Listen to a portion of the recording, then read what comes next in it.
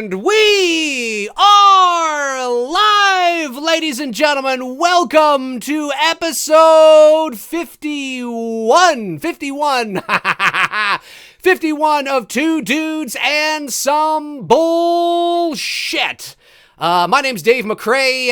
Next to me in the other window there from Atlanta, I'm in Toronto. Next to me in Atlanta, Georgia is Tony Michael holding up, got a bit of a hot spot on it from one of it. There we go. Perfect. Holding up a little Halloween 4 poster. I love that. I love it. Yeah, it's actually, there was two of these I got. I got this Halloween 4 one by the artist and a Luke and Leia one where they're on Jabba's thing and he's about to swing off and whatnot. Nice. So yeah, he did, down here in Atlanta, they have craft fairs and stuff like that. And I'm always looking for stuff and found that guy who did that. And yeah, man, it's a dope picture and rocking the Jamie Lloyd tee for tonight. Love it.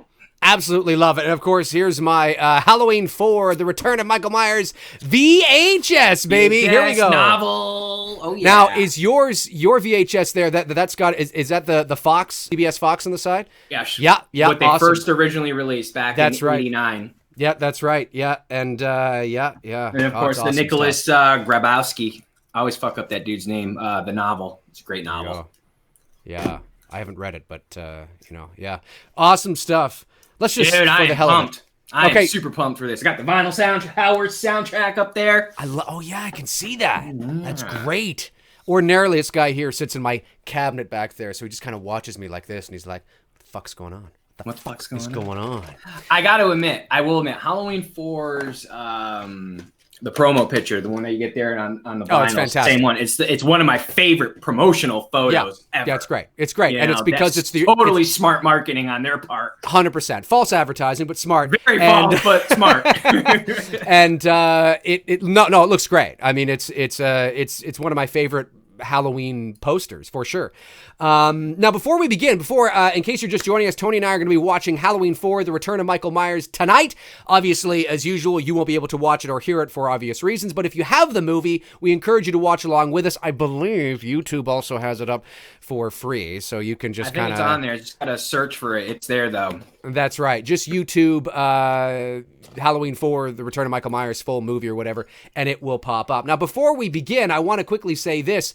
Tomorrow at 11 o'clock a.m. Eastern Standard Time, I am launching my first live show that I'm going to be doing on the regular here called McRae Live. It's going to be, I'd love to do it every day, but of course that's not possible right now with everything going on in terms of voiceover and all that kind of stuff, and it's me, Billy, and Dylan's New Nightmare, then of course the stuff I'm doing with Tony, and then Patreon, all this kind of stuff. So I gotta, I don't want to bite off more than I can chew, so I thought I'd start slow and kind of build up, but it's going to be every Tuesday, Thursday, and Friday, at least now, at 11 o'clock a.m. till probably about 12:30 or so. Chat room will be open. I'm going to be talking movies. I'm going to have like a main topic that I want to talk about, and I just want to keep it cash, very interactive with you guys, and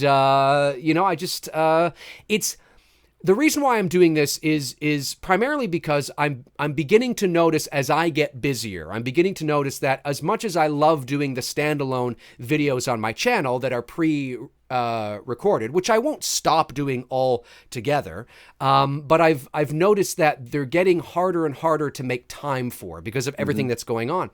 So I figured that if I have a designated time and sort of a show and days to talk about whatever I want to talk about, then that might make it easier for me. Yeah. Now, if something were to break that is major, that is really, it's like, oh my, holy crap, I need to talk about this now, I'll definitely jump on and do an impromptu sort of thing and talk about it. But if it's something that's like, you know what, that's kind of cool, but you know what, I'll talk about that on tomorrow's show. You know what I mean? That's what I'm going to do. I might even get Tony on as a guest from time to time, might get my buddy Bruce on as a guest from time to time. I just want to sort of move my videos in that direction because I find that they're easier to do, and you guys, I think, enjoy that kind of thing. Now, again, I'm not going to stop it, the pre-recorded ones altogether, but they're going to be far and few between now because this is the direction I want to go. So my first live show is tomorrow, 11 a.m., McRae Live, right here on this channel.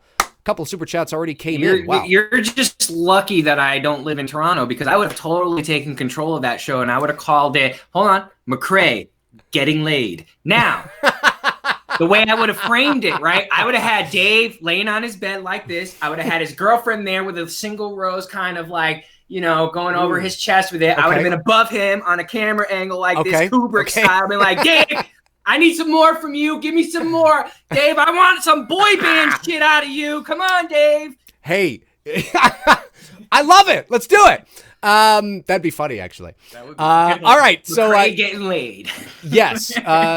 So again, tomorrow, 11 o'clock a.m. Now I know it's during the week, during the day. Not everybody's going to be able to tune in. Some days you might, some days you may not. But it goes right up on my channel afterwards. It's there for you to check out when you get home from work if you want to do that. Some people, they listen to the radio when they're at work. Some people listen to podcasts, while they're at work. Some people listen to YouTube shows. So it all depends. I do that on my run. That's what I'm doing. That's what I'm talking about. So join me tomorrow morning at 11 a.m. for our first episode of McRae Live, where I'll be talking about the remake of Black Christmas and sort of what Anyway, just tune in for it.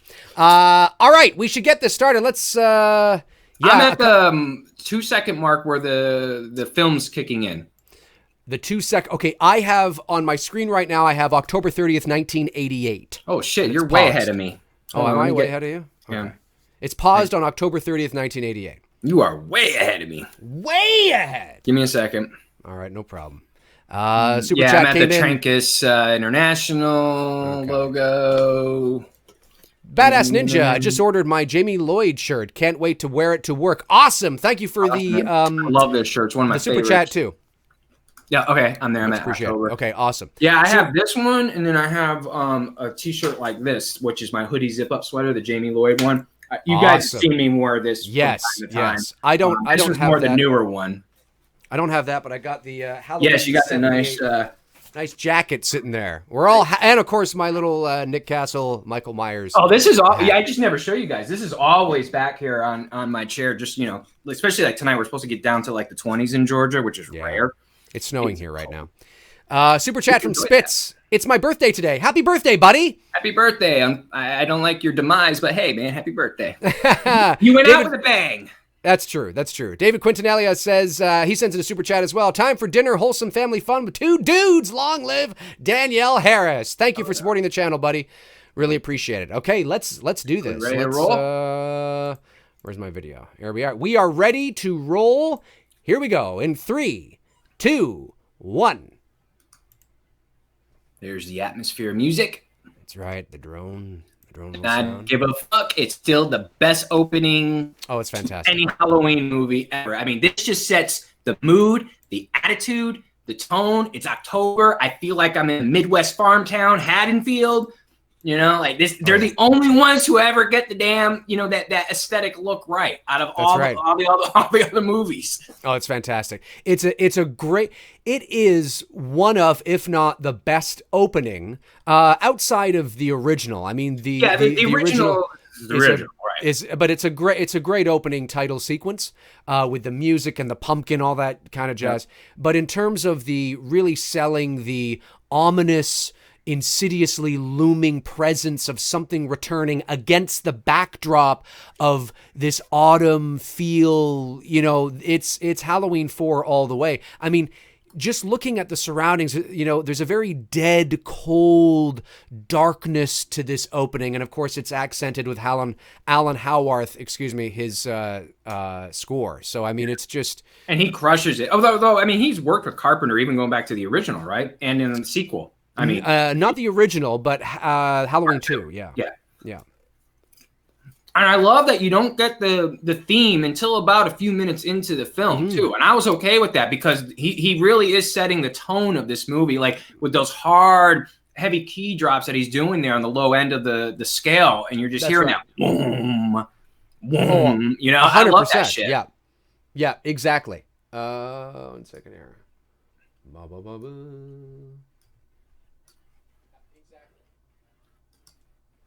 There we go.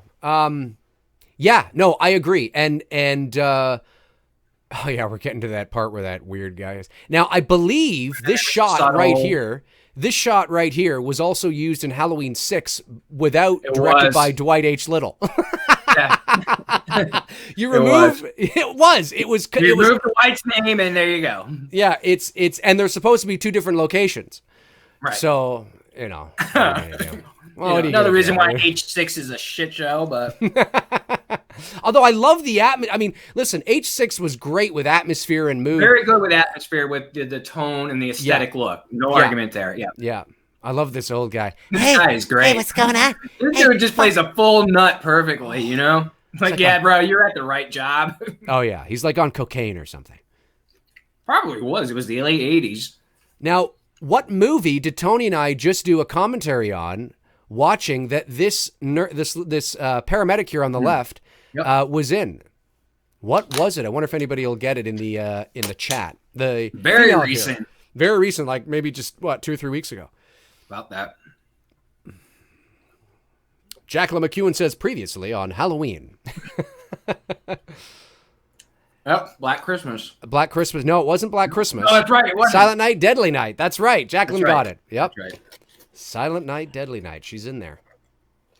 I love this scene here with the creepy guy in the elevator with the two paramedics, because this scene is it reminds you of the past, and it brings you it catches you up with everything you need to know. Yep. And as soon as that elevator door opens, you're ready to go. Like the exposition there, I mean, it does sound now in retrospect like it probably could have been a little more conversational. It sounds like he's reciting a little bit, but it catches you up with, it does in a very simple way. That's what I was going to say, without having to go too long into a backstory to catch you up. He briefs you on what happened and what went down, and that's right. Talking here with the other doctor, the head doctor of the ward, asking where Loomis was, and that's right. All that. Like it's a good tie-in, which a lot of movies fail to do nowadays. Tie in from the past and bring you up to the present. That's right. That's right. Yep. While keeping it in the same continuity and not having to retcon any characters. That's right. That's right. Yeah. H2O, H18. Well, like I said, I mean, if H5 had been better by far, then it wouldn't have. Look, I mean, it all depends on how you look at it. You could go back and say Halloween 2 from 1981 was the one that destroyed the series because it was just supposed to be a one-off film anyway. Yes, you could say that, but keeping in mind that, or looking at it, I should say, from the perspective that it is a series, it wasn't for that. I mean, there's only so much you could do and continue to go on with, but it was really 5 that took the left turn, and it was just weird. Sorry, it was just yeah. Oh, it's great. It's great. He does a great job. Like, as far as theme goes, the original is my favorite, and then this is second in line to the versions that I like, and then the new 2018 would be third after that as far as the adaptations. I like H2, but H2 is just too, I don't know, organy synth sound that I'm not a fan of. This is I know that this is a synth sound, but it has more of a piano melody sound to it. Right. Yeah, this it's so I mean, look, it's not a great movie, but it's like watching Friday the 13th Part 6. Where it's kind of like, this is I know Part 6 is a lot of people's favorite. It's not mine, but it's like, this is decent. It's a acceptable return. But then Part 5 just was so weird. Yeah. It was just so avant-garde and strange. It destroys everything that's great about 4. It really does. Right. And it was the catalyst that destroyed the franchise because 6 was trying to follow 5. And then H2O for a lot of questions we have. Right. And then H2O pretended like everything didn't happen because 5 and 6 failed. And then you got if 5 had been better, we probably would never have gotten a Curse of Michael Myers. No, you're right. You're right. Absolutely. Right. We never would have gotten an H2O, as much as a lot of people love that, but I'm just saying that it could have been done a lot better. The lighting in this shot with Jamie on the couch. This moment, my life changed forever. Fantastic. Changed forever. I went from not knowing what girls were to now I know what girls are. I mean, because this was I'm 10 years old, 1989. Yeah. This was my first introduction to Halloween in this franchise, and girls. I love the lighting in this beautiful scene. And when we're showing her from behind and you just see her illuminated in the flashes of the lightning was just fantastic. It was very creepy. You know, this whole opening. I mean, imagine changing the mask to the Shatner mask. I mean, oh my God, this becomes probably easily the second best sequel in the franchise. Next to, see, I don't know, how do we count 1 and 2? See, I count 1 and 2 as like one full film. It's just 3 hours fucking long. You know what I mean? Technically it's a sequel because it was released 3 years later. It's called, Halloween 2. But no, you're right. I mean, it would be at the very least probably the second full movie. Yeah. Halloween 4 would be the second best sequel in the series if that mask had been a Shatner mask. Or something closer to it. You're right. Let me see. Because you can't really knock the performances from Ellie and Danielle. I mean, they're great. They deliver. I mean, I've said this before, and I know I get shit for it all the time, and I don't care. I'm a Rachel fan over Laurie Strode. I'm just not a fan of Laurie Strode. I was so happy in Resurrection. The one good thing I could say about Resurrection is seeing her fall to her death. But they erased that in 2018, so now I got to sit back and wait for it again. Maybe. But yeah, I don't know. I was more drawn to Rachel than I am to Laurie. I don't know. I can connect better with the Rachel character. Well, I mean, it's a good point you make. And I think, to add to that, I think one of the reasons why you may feel that way, or some people might, is because they've exhausted the Laurie Strode character to death. Had Laurie Strode actually remained dead, if there had been no H2O, no Resurrection, no 2018 film, and now Halloween Kills and Ends, if they had gone with the idea that she was dead, then, you may not have felt that way. I mean, it just was like she served her purpose. She's gone. Unfortunately, the character died in a tragic car accident or plane crash or whatever the fuck they said. And that's it. But what's so great about Halloween 4, and that wasn't carried over into 5, which is just you set this up, with Rachel and Jamie. You're building on that relationship. You're nurturing it. She has a past. The dynamic that this isn't actually her sister, it's her foster sister. And, Rachel by the end of the movie is, she has an arc. Embracing her like her sister now. Right. She has an arc. And you totally abandon that. Shit on it in the fifth one. Yes. And it wasn't the right.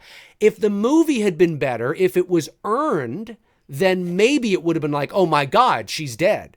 But it wasn't earned because everything around part 5 was garbage. So it just felt shoehorned in. I mean, it was just awful. I remember first seeing 5 and like being stunned that Rachel got off at the beginning, which again, I don't mind Rachel dying. You know what I mean? That's not the part. And then to see that it turned out to be Tina who saves Jamie. And I'm like, wait, so Rachel and Jamie go through this whole fucking thing in 4. Yeah. You would think the obvious choice, and I'm only 10 years old at the time seeing Halloween 5 or 11, that Rachel should be the one saving Jamie out in the cornfield or something close, something dramatic like that. It should not have been this new character that I know nothing about. Yeah, no, you're right. Yeah, you're right. It was, and she and the actress there, what's her name, Ellie Cornell or whatever. Yeah. She was just as shocked. I mean, she wasn't pleased that her character was offed, not just because her character was offed.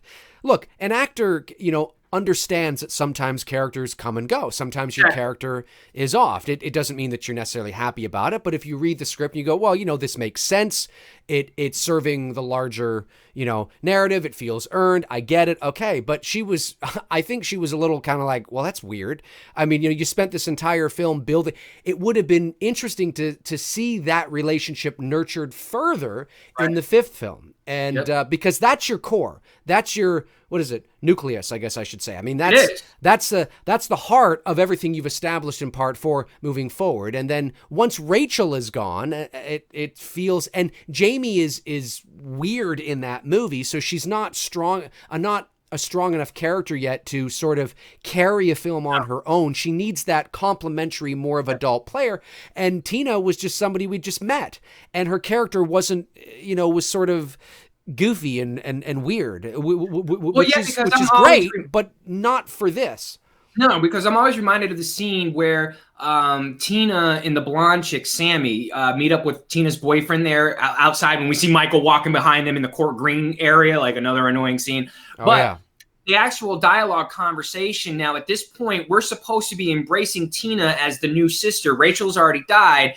And yet, when you listen to the dialogue between the three characters, it's the blonde, Sammy, who's more concerned about going visiting Jamie, where Tina just wants to go and hang with her boyfriend now. Right. So I'm supposed to buy into this character now being the new sister-like to Jamie, who really doesn't give any shit about her. Whereas Rachel probably would have done the sisterly thing to go see her sister. That's right. Especially how they grew. And that's what those were the directions that, even at 11 years old, when I saw the film, I'm like, this shit is just, what the fuck? Yeah, you know?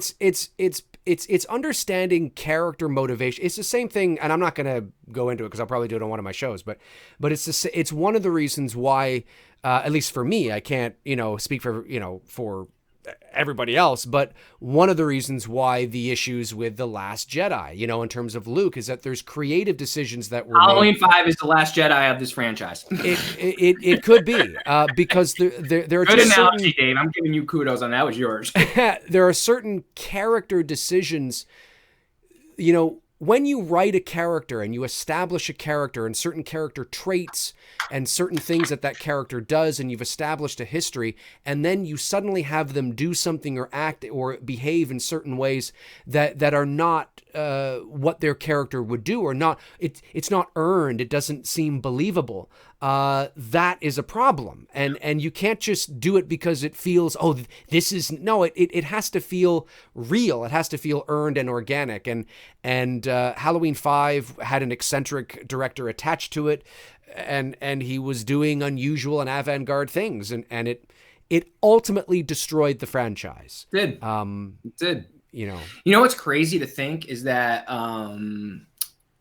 Rebecca Schaefer was the actress who initially was, I think, auditioned for the part of Rachel, but then ended up dropping it for a scheduling conflict and ended up going to Ellie. And that same actress, who was kind of up and coming at that time in the 80s, she was doing like soaps and stuff, and she was really beginning to make a name for herself. Very attractive woman. She got murdered a year later by a stalker.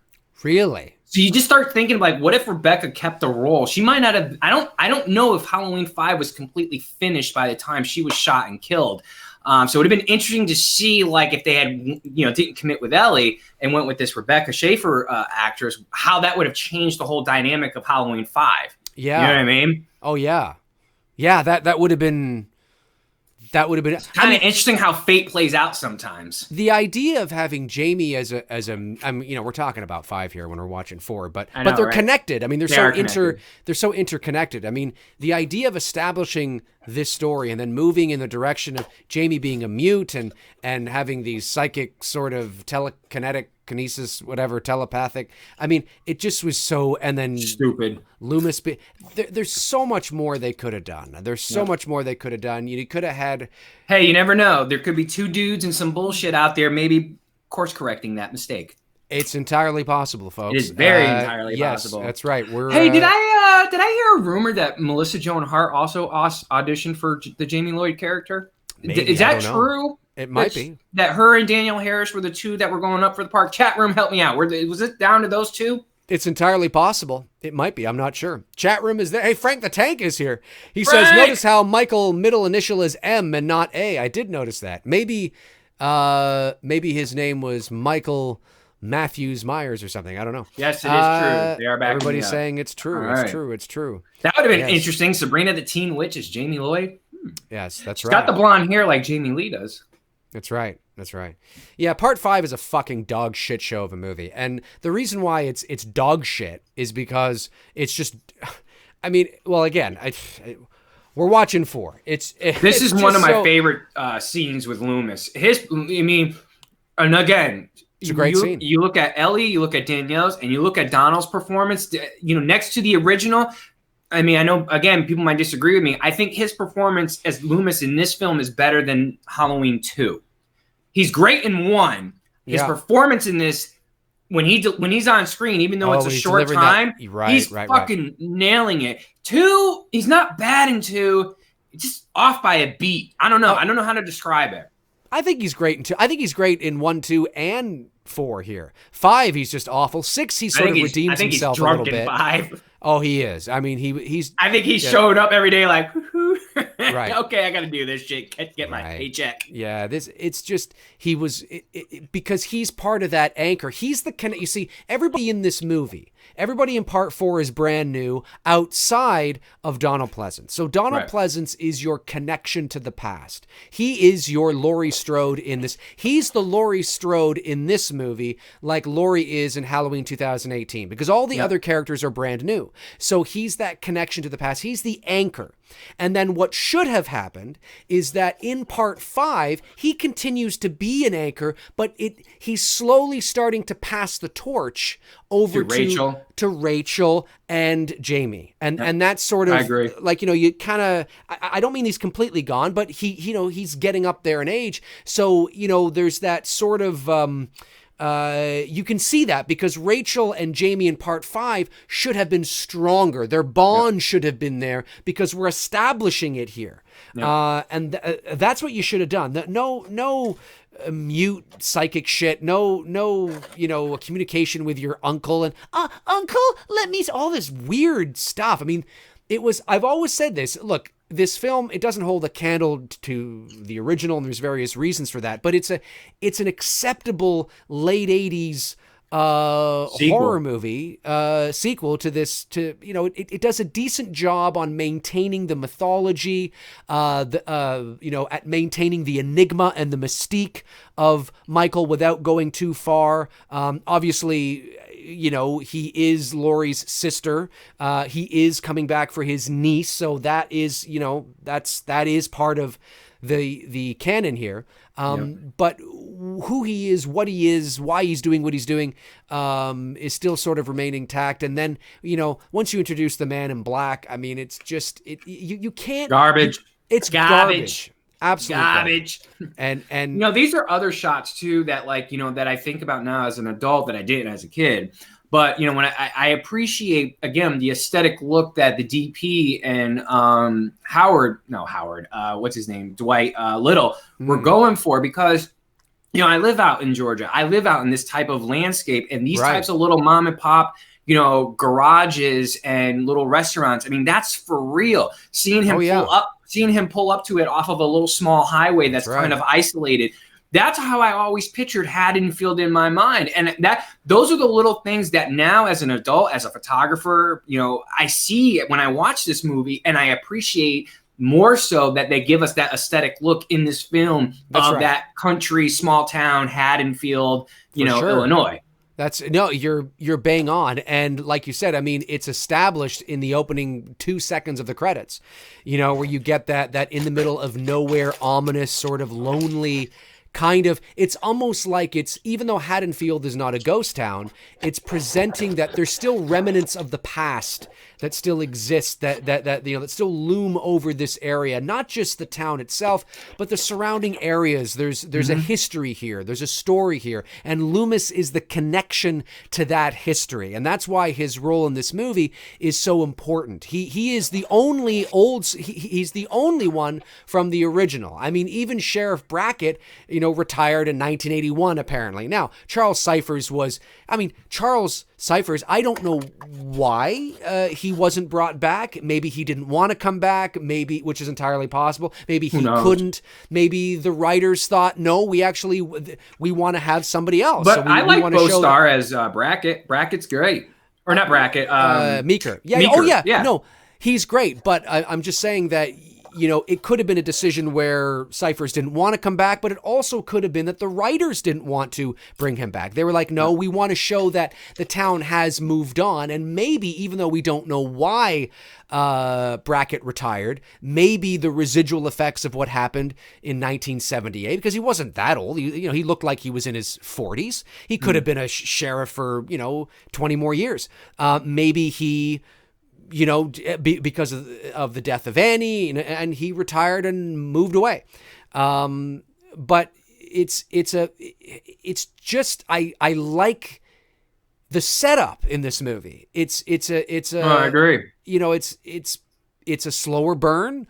And it's, not like a Black Christmas slow burn, but it's there's an ominous sort of presence that it's looming. It's starting to come back to the town, and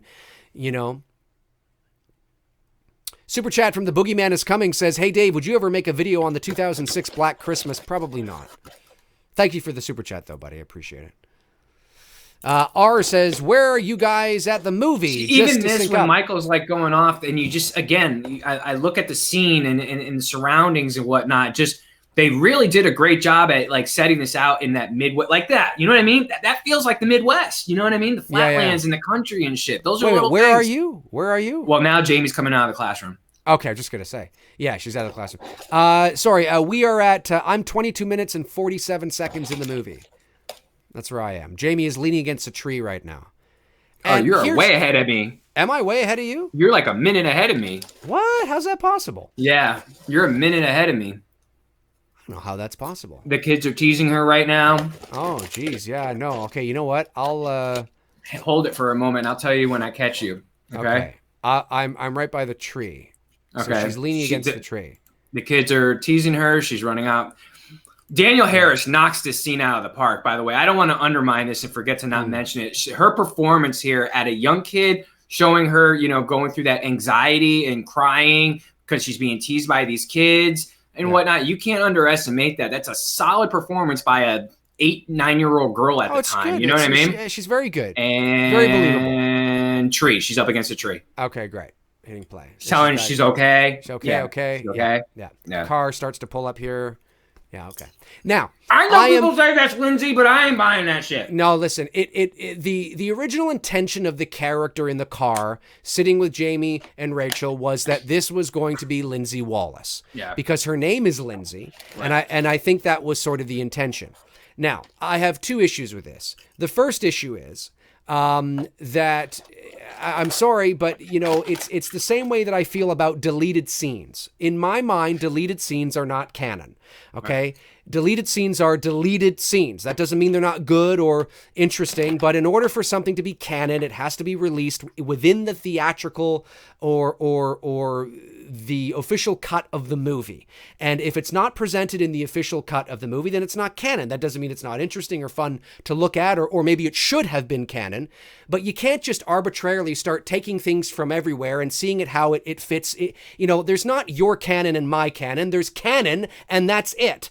There's things that we like and there's things that we don't like, but the fact that they didn't follow through with this being Lindsay Wallace, and actually solidifying that, then it's not Lindsay Wallace. It's just a girl named Lindsay. If they wanted this to be Lindsay Wallace, then they should have nurtured that character a bit more. Absolutely. And maybe brought her in on the action because she's a connection to the past. Yeah. So she's somebody that then maybe can have some insight, kind of like, what they're doing now in Halloween Kills with Kyle Richards. But instead, you do it here with this actress. She maybe can relate to, poor Wade.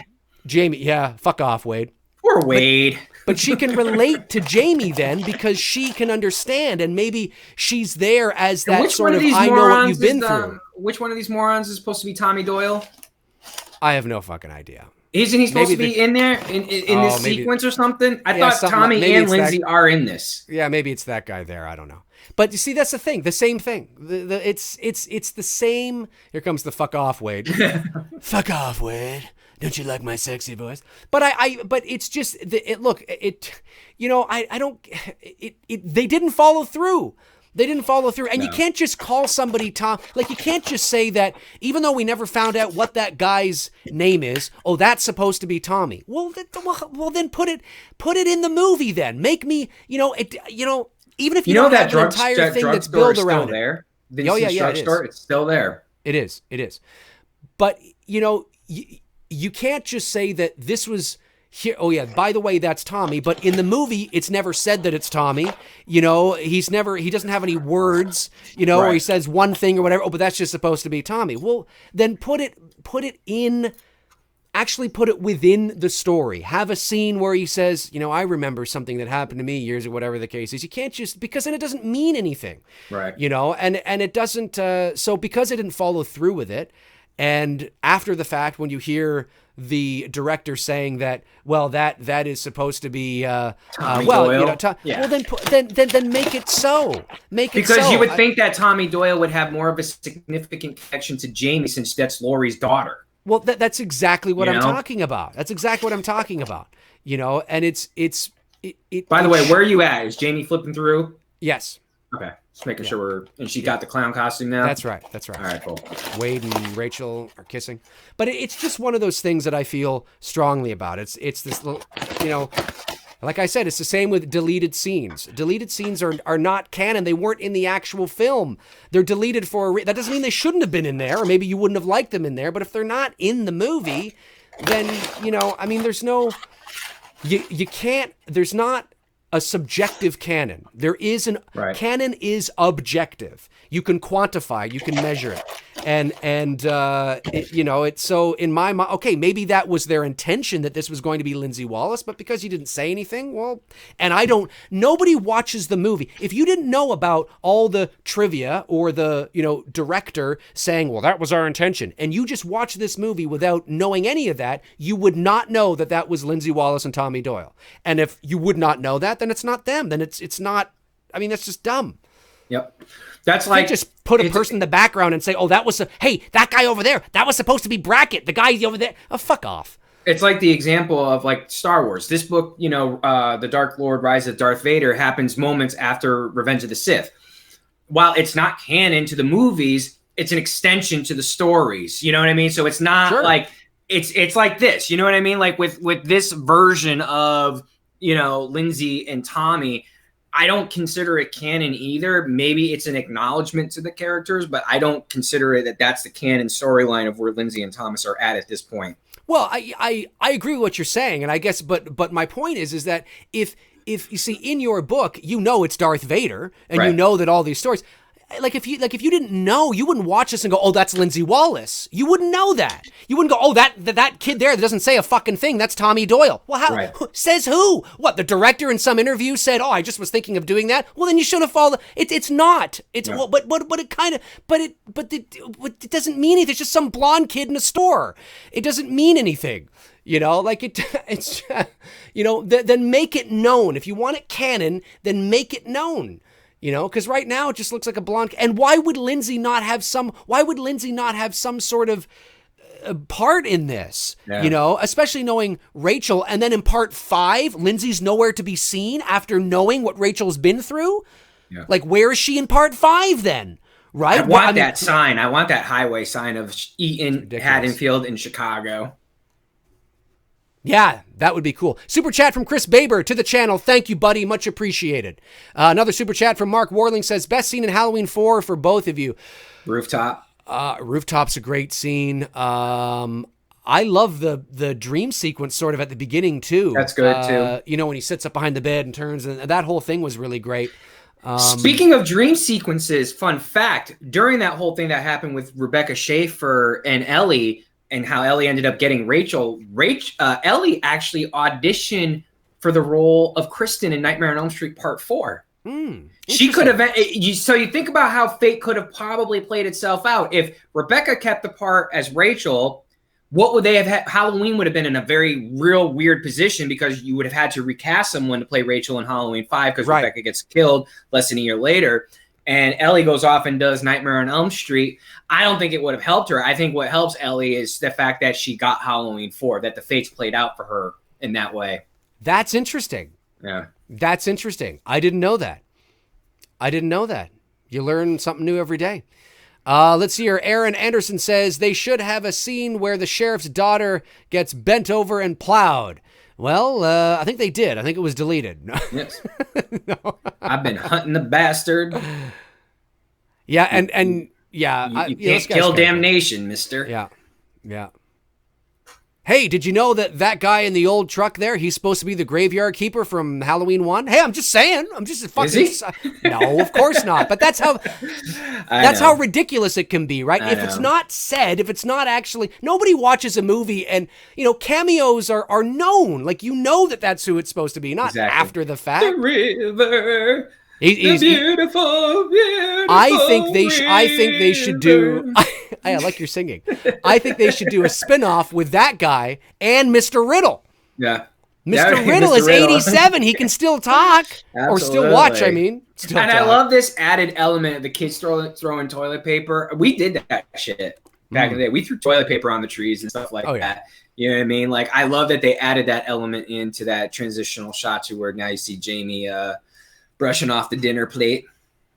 Where am I? I'm. Oh, wait a minute. Okay. The parents are leaving the house. Rachel's putting the coat on Mama. Okay, let me go back a little bit. I wonder if you're watching a different version than I'm watching. I don't think so. Michael's outside looking through the trees, and parents are standing at the doorway. Okay. Let me know when you get to the part where Michael looks through the window and sees Rachel on the phone. Okay, man, we must be watching two different versions because you keep going ahead of me by about a minute or two, which is really weird. That's so strange. That's very strange. Robert Thidoff sends a super chat. Can I be a guest host someday? A guest host someday? Well, we don't do guest hosts here, Robert, but I appreciate the she's on the phone super chat and the support of the channel. I do appreciate that because it keeps these shows going. Lee Bauer says Danielle Harris is a babe. I got a couple of her shirts from Terror Threads. For some reason, I thought you were going to say is a babe. I got a couple of her hairs from Terror Threads. Now Jamie's about to put the mask on? Okay. Yeah. Terror Threads is now selling little Danielle Harris lockets of hair, folks. If you head over to terrorthreads.com. I'm kidding, by the way. Please don't do that and wonder where it is. Hey, do you have Danielle Harris lockets of hair? McRae said you do, man. Yeah, now they're exiting the house. She just closed the door. That's right. And they're walking down the stairs. Cool. Awesome stuff. Yep. We're at the same spot now. The Film Addict says, off topic, Dave and Tony, did you guys watch the Golden Globe Awards? I did not, but I did watch Ricky Gervais's monologue, and I got to say it was brilliant. That is all. I only watched Joaquin's acceptance speech, and he's probably going to get snubbed for the Oscars for everything he said. Mark my words for it. Because he feels the same way that I do about award shows, and I'm glad he said what he said. I totally fucking support it. Good for him. Let's see here. Chris Baber says, love Tony's new mask, sends in a super chat. Awesome. Yeah, it looks great. Looks great. Yeah, I gotta get all that was Chris's buddy who made the first mask that I got. He made me the second one. Well, the ones that you have too. Yeah. I really like that. The one you have back. I might want that one. It's good shit. I might want that one because that's a good one. I like that one. I'd like to get my hands on that one. This is where it's about, he's in this town. He's here to kill that little girl and anybody who gets in his way. I love this. It shows you his desperation. That's what it is. Well, because they didn't listen to him the last time. That's right. That's right. He wasn't serious about it when he's on the phone and he's like, if you don't, it's your funeral. Hangs up. That's right. Now he's like, listen, motherfuckers. Okay, This is what I've been through. I'm not going through this shit again. Because remember, in Halloween 4, Halloween 2 is canon. So there was a mass murder at the hospital. See, in Halloween 2018, Halloween 2 didn't exist. So not that, I mean, look, murder is murder, and 3 people, murdered in a small town is still horrific. Sure. But in this movie, you have to remember there's like 16 people that were killed. 6 bodies, Sheriff! 6 fucking... I love this. He's here to kill that... It's great. It's one of my. It's actually going back to some of our favorite scenes. It's one of my favorite scenes in this movie. Yeah, 100%. I mean, it's just he's so on point. You know what I mean? Yeah. Like you could tell he gave everything in that performance. Yes. And you can just see him conveying this to 100%. Meeker. Like, come on, man. Like, I'm not going through this shit again. That's right. Robert Thidoff super chat says, Dave, where did you buy your hat?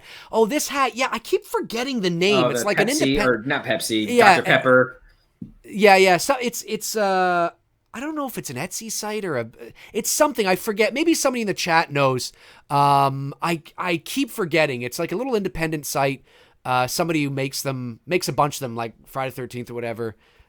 If somebody has a link to that and knows, please put it in the chat room there for Robert. I can't remember the name of it now. It's not like One of the main sites. I love looking at, like, you know, where Jamie's up there trick-or-treating and the old woman comes out, because that is so our childhood decor that you would see in people's houses, man. Oh, yeah. And that is our childhood. I think that's another reason why I love watching this movie, because it's such a fucking trip down memory lane, because that's what Halloween was like for us growing up. Yes, it's great. It's a great, and even the costumes the kid is wearing, where he flips up the mask. You know what I mean? Like those types of costumes, that's what we had as kids. Versus Michael. Wow, I'm ahead of you again. How did that happen? I don't know. That's so weird. Maybe it's the stream. Maybe it's like we're entering the space-time continuum, and there's like some shit. Because the door opened, now Rachel sees she's at Meeker's house. Cops do it by the book. Yeah. I'm a bit ahead. Brady just came down the stairs. No, I'm just past that now. Very strange. Very strange. I'm in the future.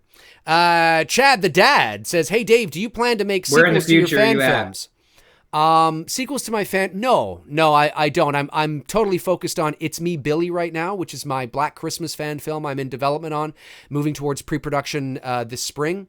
And we're excited about that. It's high production fan film. We're talking like Never Hike Alone type quality. So, nice. You know, we're excited about it. And I'm doing it with my buddy Bruce, who I've known for nearly 30 years. And we both work in the film industry here. So it's, we have access to all the gear and equipment we need to make this a reality. Of course, it's still going to cost money to do, of course, but we're really excited about it. We think Black Christmas fans are in for a real treat. And if it's successful, I don't want to get too far ahead of myself, but we have maybe, if it's successful and people love it and really enjoy it, we do have ideas for maybe even a sequel to it. But I don't want to say too much.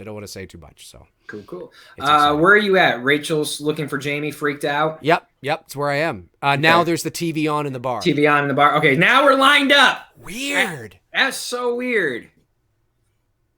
Hey, question for you. Everybody shut up, you fucking piece of shit. Imagine that was an outtake. No. So this movie comes out in 88. Yep. At a time when the subgenre horror slasher was kind of beginning its decline. Do you think if this movie came out between 84 and 86, would it have had a different reaction?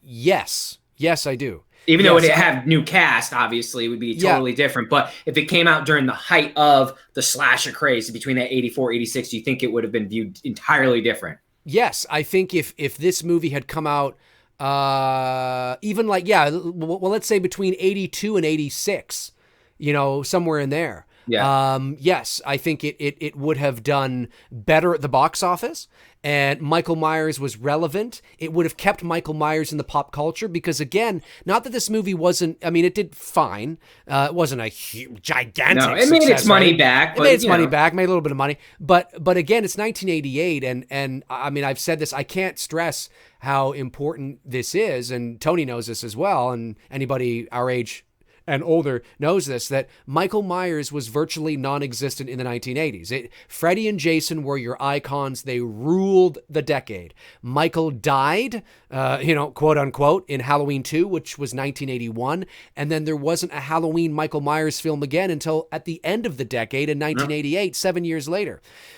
At a point when the genre, like I just said, was really fucking declining. Right. And in between 81 and 88, you had 5 Friday the 13th, 4 Elm Street. Like they were it was Freddy, Jason, Freddy, Jason, Freddy, and Michael who. And then dated with everything else, like April Fool's Day and all that other 100%, shit. You know? 100%, bang on. And that's why when you would dress trying to be Michael, people thought you were Jason. Yep. You know, because Jason. Right. They just see a white mask and because it's so embedded into the pop culture. You know, Michael was not. It wasn't until Halloween H2O when Michael sort of made his, even parts 5 and 6, you know, it was H2O that really, because of Scream, H2O. Because of Scream. Yeah. Right. That's what I was going to say. Because of Scream, H2O brought Michael back to the forefront. Right. I mean, and it changed. And what really helped, like it or not, you know, because I as much as I hate Resurrection, kept Michael again in the forefront, and then Rob Zombie's 2 Halloweens. That's right. You know, it kept Michael, you know, and then now with the new 2018 film, it amazes me to see like what you were just saying, bro, like the popularity Michael Myers has become, because this was not like, if I found one person who liked a Halloween film, I was lucky. Oh, lucky. Yeah. Everyone huge. was Freddy and Jason back in the day. I couldn't find anybody who liked to talk about Halloween. Let me just say, hang on, I want to say something, and then I want to add a point to Bucky? that. Yeah, Bucky. Here's Bucky, and I love when the very last glow on Michael's face. He looks like Michael Jackson. It's just, I just about ready to do some moonwalking. It's so like I'm not a, like look right there. He's got like this. I don't know. It looks like Michael Jackson. Anyway, I want to follow up with what you're saying and say that Halloween. I don't think Halloween and I'm not saying that there are not lots of Halloween fans out there. There are. But because of Scream, which opened the door for the late 90s horror surge in terms of Halloween H2O, especially, Halloween H2O introduced Halloween and Michael Myers to a whole new generation. A lot of people, that was their first Halloween movie they ever saw. It was their first it was their first introduction to Michael Myers. It introduced them to the Halloween universe. Freddy and Jason were non-existent. Yes, you had Freddy versus Jason in 2003, but I mean 2003. But it wasn't until 2010 with Elm Street and 9 with the Friday remake, both of which didn't do very well. And so But Michael has had this opportunity, for better or worse, to remain in the pop culture consciousness. Did you always think this was the Myers house, or did you think this was just a random abandoned house and it was just a creative point of view? It's a random abandoned house. Yeah, that's what I always thought. It was. I just thought it was a creative. Some people have argued with me and said that was the Myers house. I was like, no. I was like, that's just them being creative, establishing shots, around Haddonfield. That's right. So it's just one of those things where Bucky, never forget. Never forget him. Super chat from Jim Dorsey. That's awesome. But but Halloween has had this interesting opportunity to breathe and remain in the pop culture without any of the other big two competition. Right. And that's what's interesting, is that Halloween is running away with the game here. They're like winning, but it's because, I mean, if Friday and Elm Street can get their acts together, I think there's a lot of Fred heads and a lot of, Friday the 13th fans out there patiently waiting for something. And you watch if they can nail Freddy and they can nail Friday the 13th again, and all of a sudden that's back, look out, Michael, because you've had a free reign here. For better or worse, you've had the run of the big three for nearly 25 years. Yep. And it's just, it's strange. And if they can solve the Elm Street Friday the 13th problem, I think Michael is going to get a run for his money. These night shots here where Rachel's walking looking for Jamie, she sees Michael off. I mean, the mood and atmosphere that they shot this with. I mean, everything that she's running through right now, this is like what my childhood neighborhood was like, with these houses stacked on top of each other. Same here. So that's how I was able to really connect with this feeling, like this reminds me of my home, hometown area. But yeah, the lighting and everything is absolutely stunning. I mean, the guys really did a great job here. For one, writing the script within 11 days before the writer's strike, and then this is the results we get from it. I mean, they fucking did a phenomenal job. And you feel the coldness. Yeah. You feel that it's not coldness. Cool Halloween night. Yeah, exactly. I mean, obviously it's not freezing, or they wouldn't be out there like that, but it's damp and it's cool out. Yep. And you can really feel that with the lighting choices they made. Super chats here, Light Ningley 98. Maybe I'm just not saying that right. Anyway, thanks for the super chat. Thoughts on the masked Michael in a jail cell in H5? Oh, come on, you just want to get me going. I think it's a piece of crap. It's awful. Maybe you're new to the channel. They had maybe to go back and refilm this scene because somebody on set forgot that Donald Pleasance was wearing a hat. That's right. I think it's awful. I mean, there should never be a moment where we see Michael in a humanized situation where he looks vulnerable. See that mask and right weak. there. The one, not that one. Because it's out of focus. Hold on. I'll point it to you again. No, not that one. No, not the one coming up behind Meeker. It's the one standing furthest away. From the distance, it looked really good. It looked a lot like the OG. Yeah, not this guy. It did. No, yeah. This guy.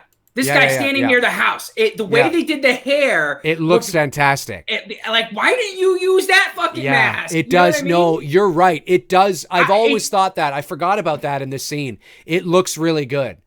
I don't understand why they didn't just. If they had used that mask for this whole film, It changes the whole fucking film. It does. It does. Even his posture was great. Chris Baber, super chat. Thanks, buddy. Says, you guys rock. Have a great rest of the show. The wife wants some Asian Ron Jeremy, so I gotta go. Oh, I love Chris. He's fantastic. Southpaw 82 super chat says, best Halloween in the entire series. Michael running down gas stations, frightened rednecks on a speeding truck, crawling rooftops, determined he was. Well, I don't think it's the best in the series, but if you do, I think that's great. I think that's great, man. That's awesome. Super chat, let's see here. Super chat, Robert Thidoff says, Tony, will you ever have a shot at the Utah?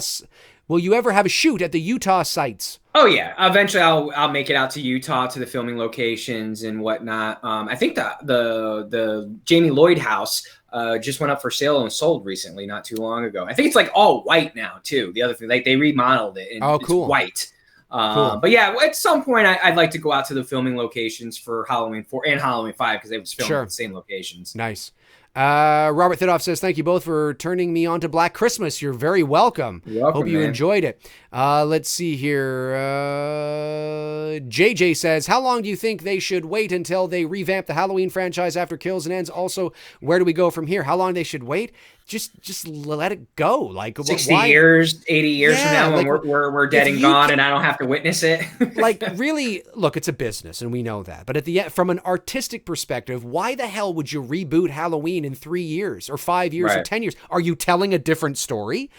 Can you tell it better?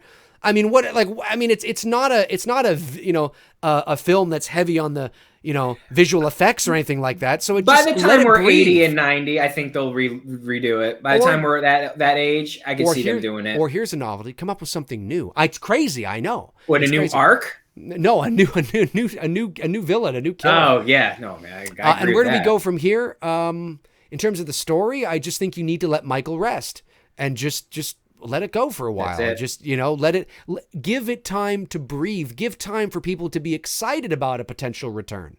But the Michael story is, just let it go. It's done. It's done. Tell something different. Yeah, I know the new film comes out here this year, but I'm like, end of October, yeah.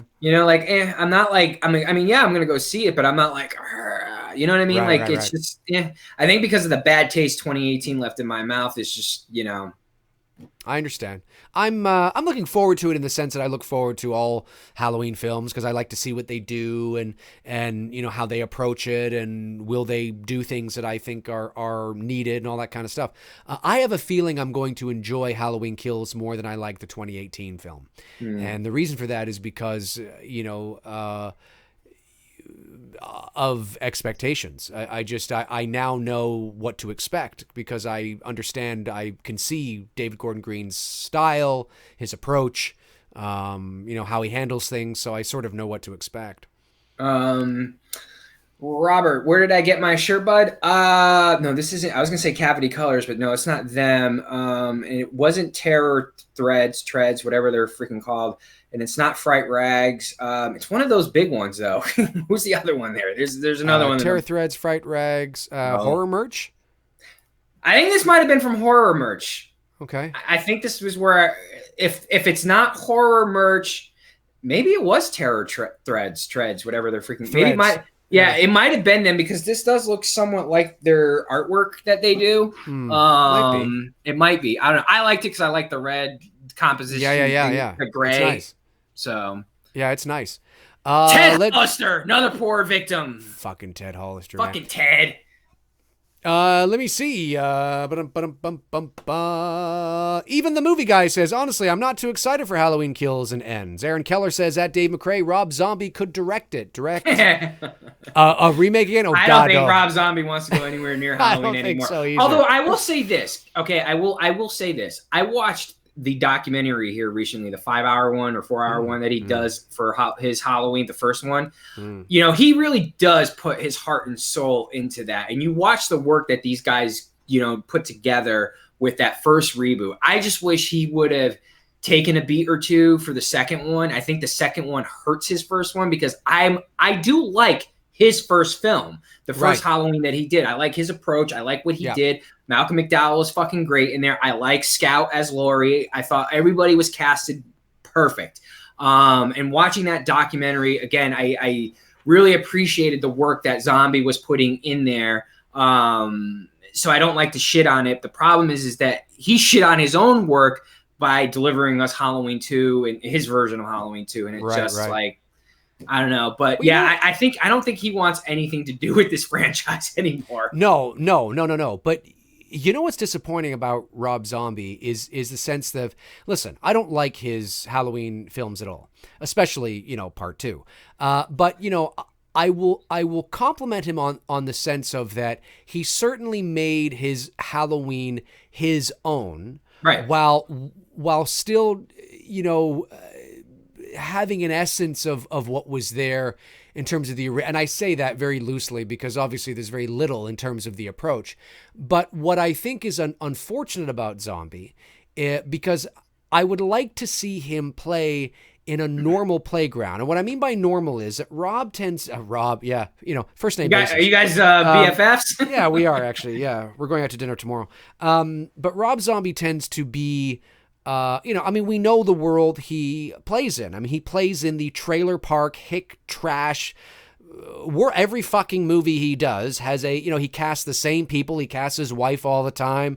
And they always have this hick garbage, crap to it. And I would love to see him do a movie that didn't have that angle to it, that is, that the people in it are not the way they are because they had mommy and daddy issues because they grew up with 2 front teeth. I mean, I'd love to see him write and direct something that, I'm not saying something like a mainstream, but something that was just not so exploitative in terms of being so trashy. Like, I mean, because I think he's talented, and I would like to see him do something in the horror genre that is just a bit more subtle, and nuanced.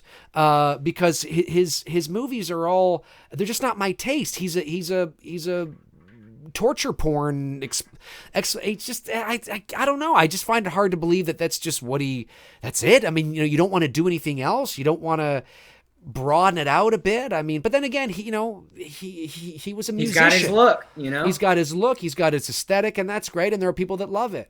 But it was I don't know. I just, yeah. Anyway. So where are we at? We got the sheriff guy coming into the house talking to Meeker, or am I still behind you? No, you're there. Yep. Talking to Meeker. Cool. Yep. Let's see here. The False Prophet says, Dave and Tony, have you guys seen the Cole Edits version of Rob Zombie's Halloween on YouTube? It's the same movie without the zombie typical bullshit in it. It's actually 10 times. No, I haven't seen it. I usually don't take the time to watch that stuff because I just don't have time to watch it. Brandon Phelps says, have you guys seen The Changeling with George C. Scott? Great movie to watch. It's from 1980. It was my first supernatural movie ever. Scary stuff, mood and atmosphere. Yes, I have it. I own it. It was shot, I believe it was shot up here in Canada, I think. And I think it was a co-Canadian production, although I'm not 100% sure on that. There's a Canadian connection to The Changeling. Anyway, yeah, really good movie. Really good movie. Yeah, George C. Scott's in that. You know who actually turned me on to the movie was Neve Campbell. I heard her talking about it. She was talking about it at some convention, and they asked her what her favorite scary movie was, and she had mentioned that movie, and I had never seen it at that time. This is right a while back, and I was like, oh, I wrote it down. I'll check it out, and yeah, no, I agree. It's definitely a dope flick. Right. Entertainment Wizard says, Dave, where did you hear that Kelly in Halloween 4 had a full nude scene that was deleted? Oh, I didn't. I was kidding. I was kidding. That's why he dick teased you. No, I did not. I even said as much. I said, no, I'm just kidding. Nick, Tony, he must have missed that part. He got so excited, he totally missed that part. Sorry, go ahead. Am I going to be watching The Joker tomorrow for the 7th time it arrives on? I've had The Joker now for almost a month. It came out digitally just before Christmas. I don't collect Blu-ray or DVD anymore. I just do everything digital. And it was about just before Christmas when they released it digitally. So half a month, a couple weeks. I do still collect physical media, so I am definitely going to pick up The Joker. Nice. Yeah, that's a great movie. Let me see here. I like the lighting here too. It's great. The lighting into coming into the window with Brady. That's right. Fucking literally. Yeah, it's fantastic. It's really good stuff. Brandon Barry. The question: thoughts on Quentin Tarantino almost directing 6? That would have been interesting. That would have been very interesting to see a Tarantino Halloween film. Period. I don't care if it's Halloween 6. Just Tarantino doing Halloween. Yes, that'd be fucking an interesting flick to watch. That would be the one exception to the rule that I would say if someone was to do a standalone reboot, I would say, okay, I love to see Quentin just to see what Quentin would fucking do. Right, you know? Right. I think why this movie works on many levels, Halloween 4. There's a lot of things that work. Obviously, the light. I mean, look, it's again the lighting here off of Loomis and Meeker. It's fucking great. Yeah, it's there's some really nice moments and really nice moments utilizing light and shadow. But I love it when Rachel's down there because it gives you that creep factor of like, you know what it's like to be in a dark basement, looking over your shoulder. The dark basement is great. What is so great now, we are almost an hour into the movie. And outside of the gas station scene and seeing the horrific events at the police station, and obviously there's Bucky, but in terms of our central characters, there's still nothing has happened to them. So there's still that insidious burn, that slow burn that is building and building and building to our central characters is really good because you're waiting for Loomis to see Michael again. You know what I mean? Like you're waiting for them to come face to face again. You know, and that I like that kind of thing. This I love the kiss kiss slow that approach. Ellie gives Jamie here because that to me is the moment where now Rachel doesn't look at Jamie. You know, because in the beginning of the film when she's talking to her parents at breakfast, she says how she's just her stepsister. Right. Now you said the significance of that scene that very much gets overlooked at times, I thought was well done. And I believe Ellie improvised on that scene because of the fact that she wanted to show now that she's not looking at Jamie as just her stepsister, that she's now embracing her as her sister. Right. Again, just another reason why they shat on her fucking character in H5. 100%. I agree with you. This is a great shot too, with Rachel talking to the constable, and then of course, or the deputy, I guess, and seeing Michael's mask just kind of glow there in the background. Yeah, like that was that's really nice. I mean, that was really nice. I think if it were me, I would have had it sort of emerge a bit without a cue, without a musical cue to, you know, I wouldn't have had that. I think I would have just had the mask kind of emerge a bit and the deputy kind of go like this and look, but it's not really there. I think that actually would have been eerier. Agreed. I love when Meeker says that the urgencies here, you know, again, great lines of, you know, like when the guy in the receiving end is like, is this some kind of Halloween joke? He's like, not a joke. I need those troopers and I need them now. That's right. Yeah, because you can feel, especially in this scene, it's starting to get urgent. You know what I mean? Right. Like shit's going down. We need your fucking help. Right, and you can feel the intensity slowly building. That's where Jimmy lives. That's where he'll go. I gotta go out to the car and get my scotch. I'll be back in a minute. Can you imagine? Are you there? Because I'm there. I'm there where he's talking to him. He'll go. And now that's where I am. Yeah. Now I have what's her face on screen. Rachel and Cop Stoop by the. What the fuck am I? Drawing a blank on her name.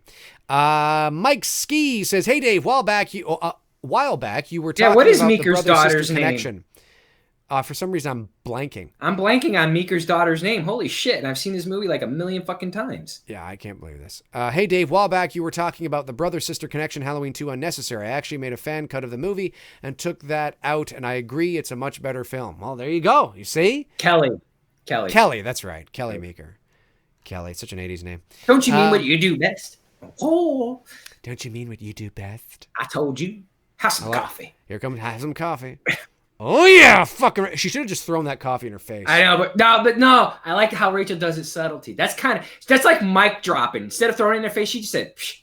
Yeah, no, I know. Like, fuck you. Yeah, this basement scene is great. Great. All the scenes in the basement in this movie are great. It is. Because it's there's a scene coming up, and actually there was a scene before this where you see Loomis and Meeker at the radio, and it's from a distance, and they're sort of off to one side of the frame, and it's all dark, really claustrophobic.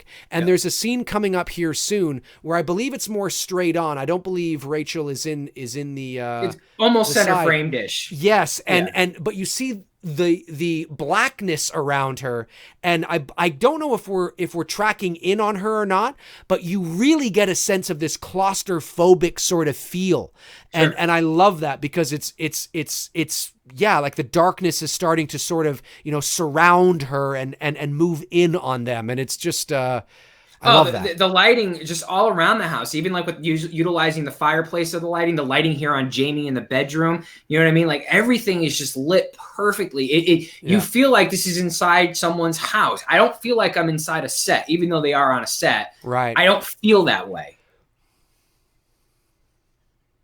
I think it's coming up. Oh, no, not yet. Now, I love how the lighting over Rachel's right shoulder.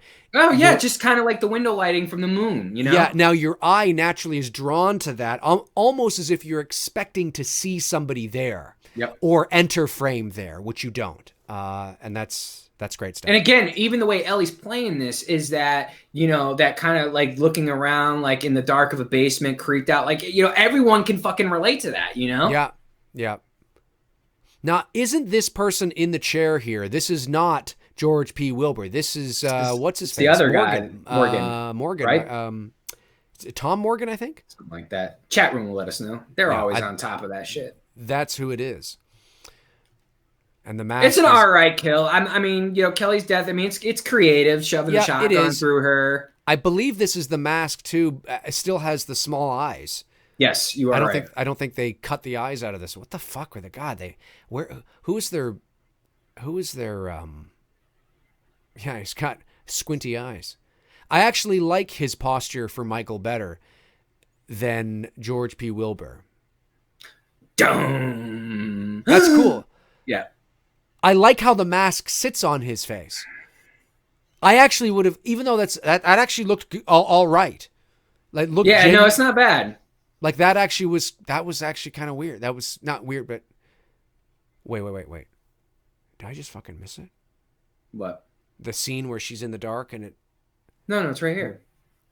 Yeah, yes, it happens a few moments. I did. It happened a few moments ago. Yeah, because now we're on her and she's going to talk into the thing. Right. Okay, yeah. Great stuff. JJ Super Chat says Michael in the rocking chair was awesome.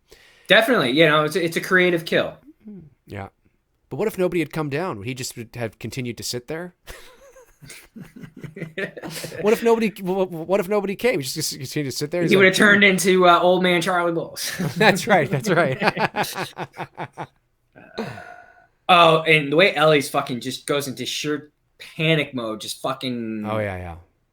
Again, stellar performance. Do you know how much strength you have to have jamming a shotgun through somebody into the wall? You gotta have some fucking serious strength.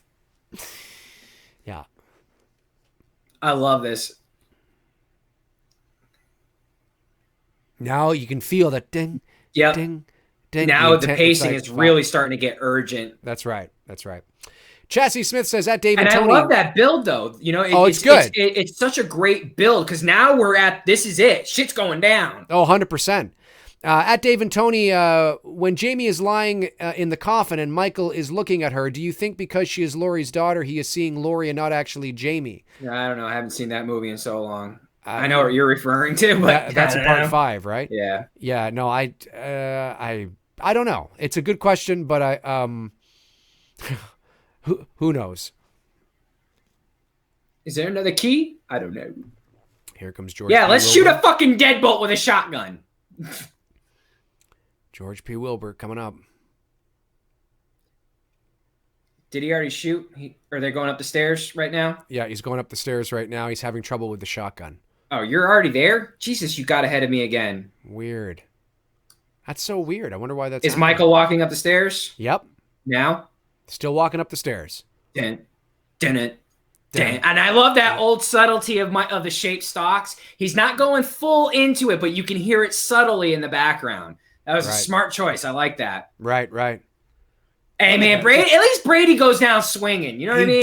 He does, because he was a chump otherwise. He gets tossed into that wall. And again, the lighting, too, behind them is so great. Through that window is really cool. It's kind of silhouetted, but it's not silhouetted. It's just beautiful lighting. Yeah.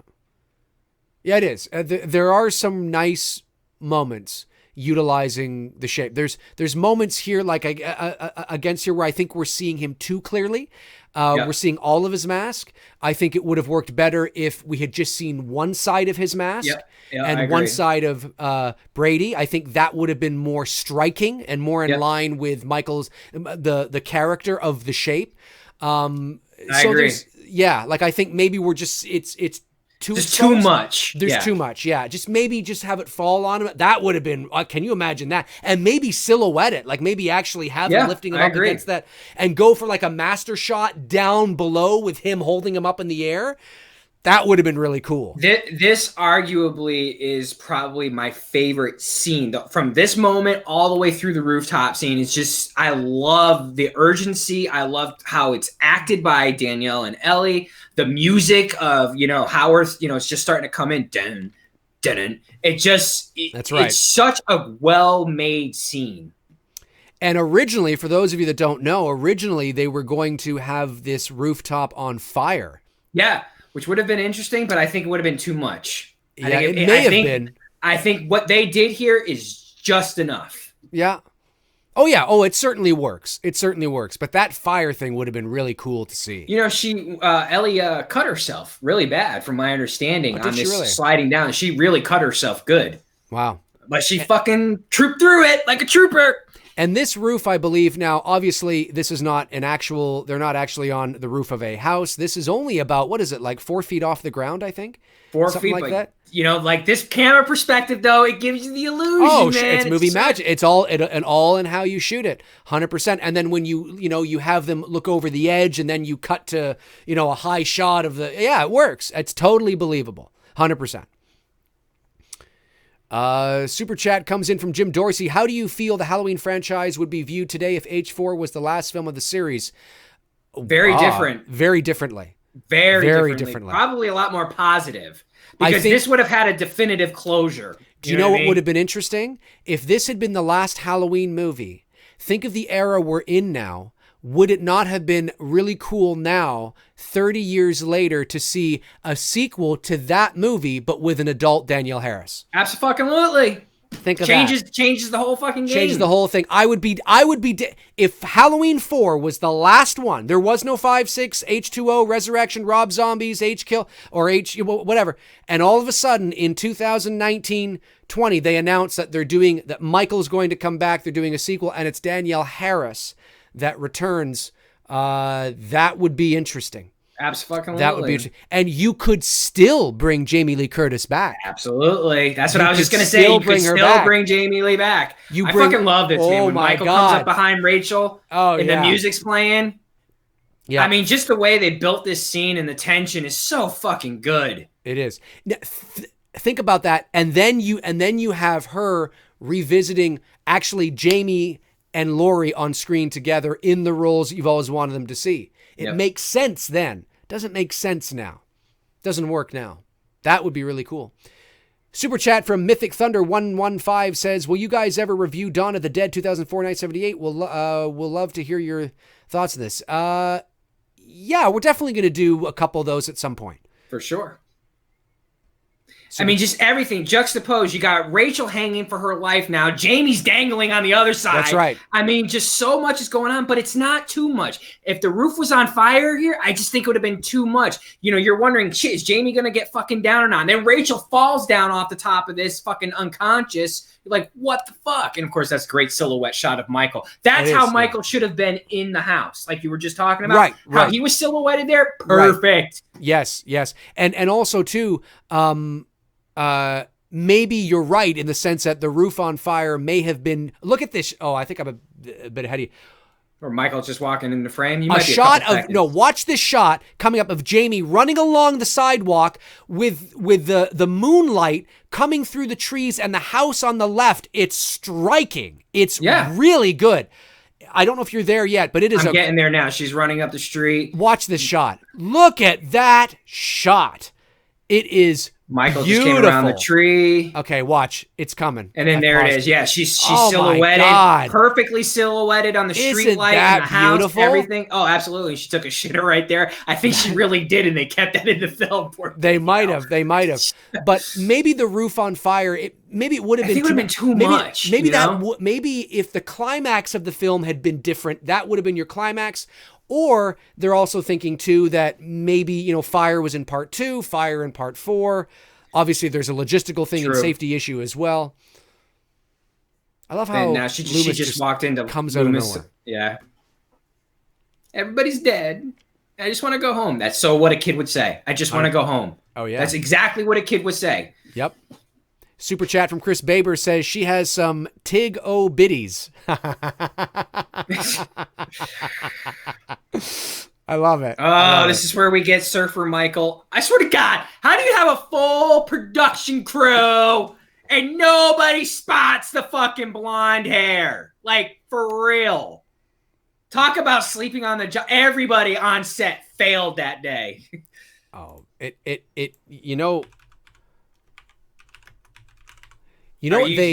just went through the doors. That's where I'm at. Are you ahead of me?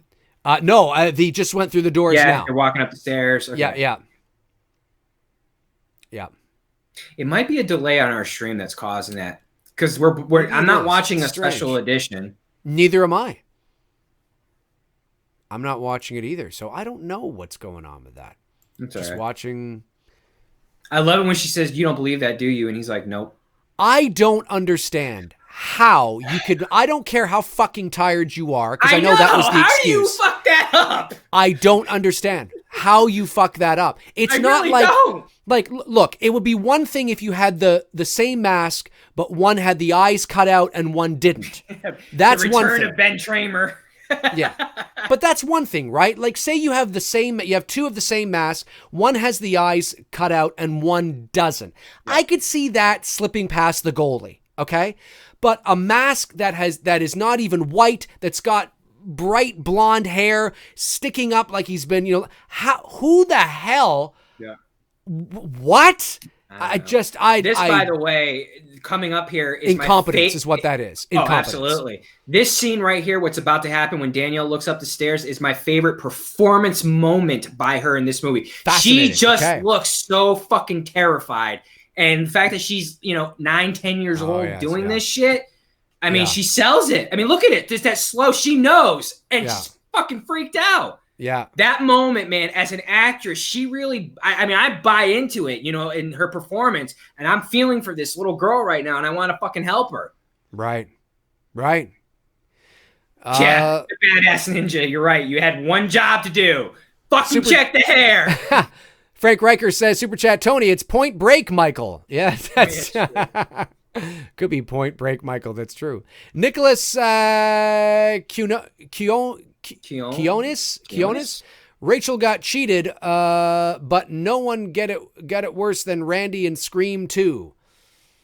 That's true. He did get. I don't know. It's pretty. There's a few examples of getting gypped, I'd say. Yeah.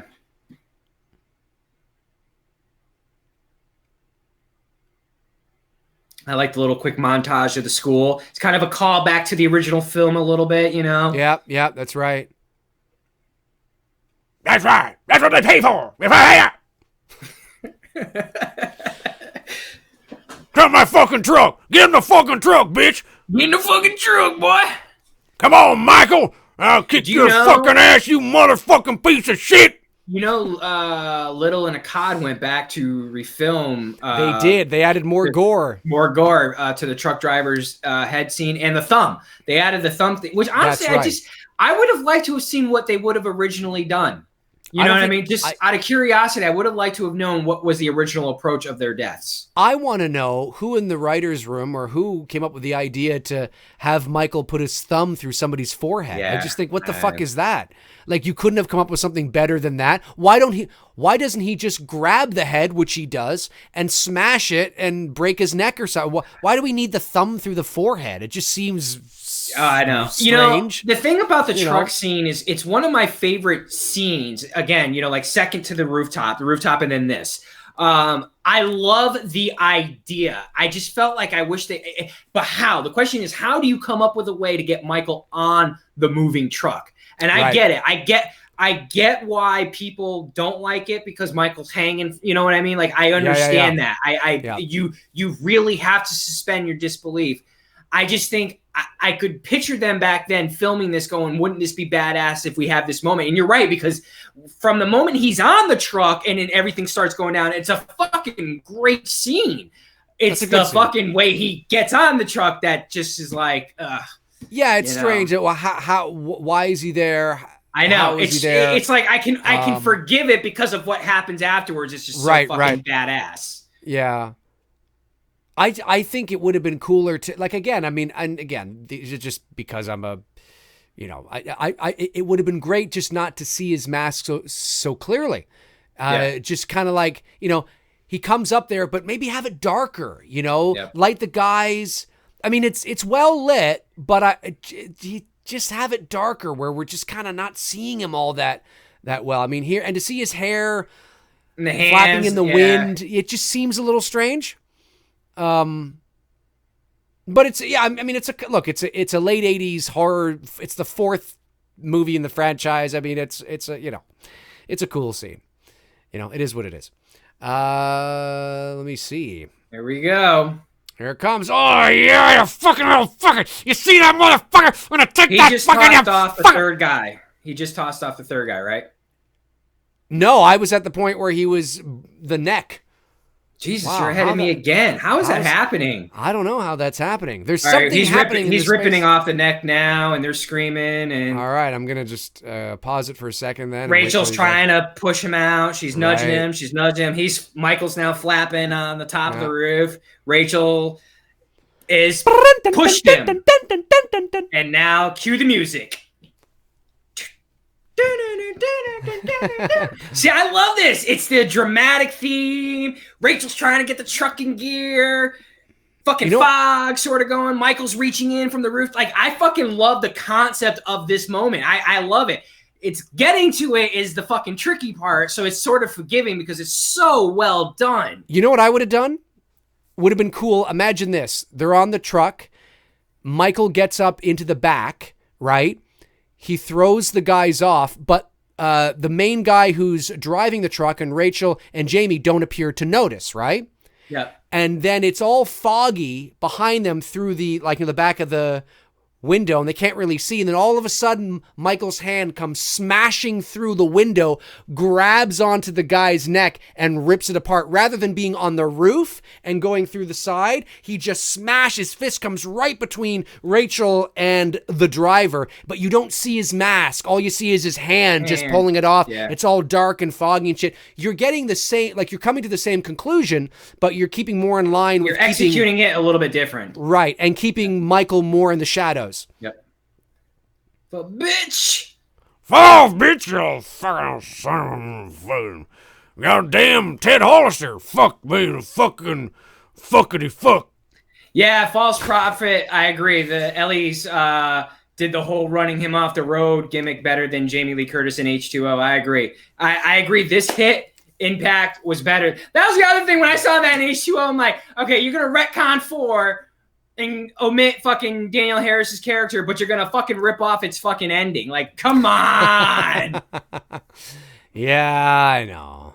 Super chat Frank Riker says, DT, it would be better if Michael stole a trooper car and rammed the truck. That's another option. It's true. That would have been interesting. Frank, that's I like that. And I like that curious look on her eyes. She's like, that's my uncle. His hand has gone flat. Yes, it's not some sort of supernatural entity. No, she's just curious. Leaving his body into her. Exactly.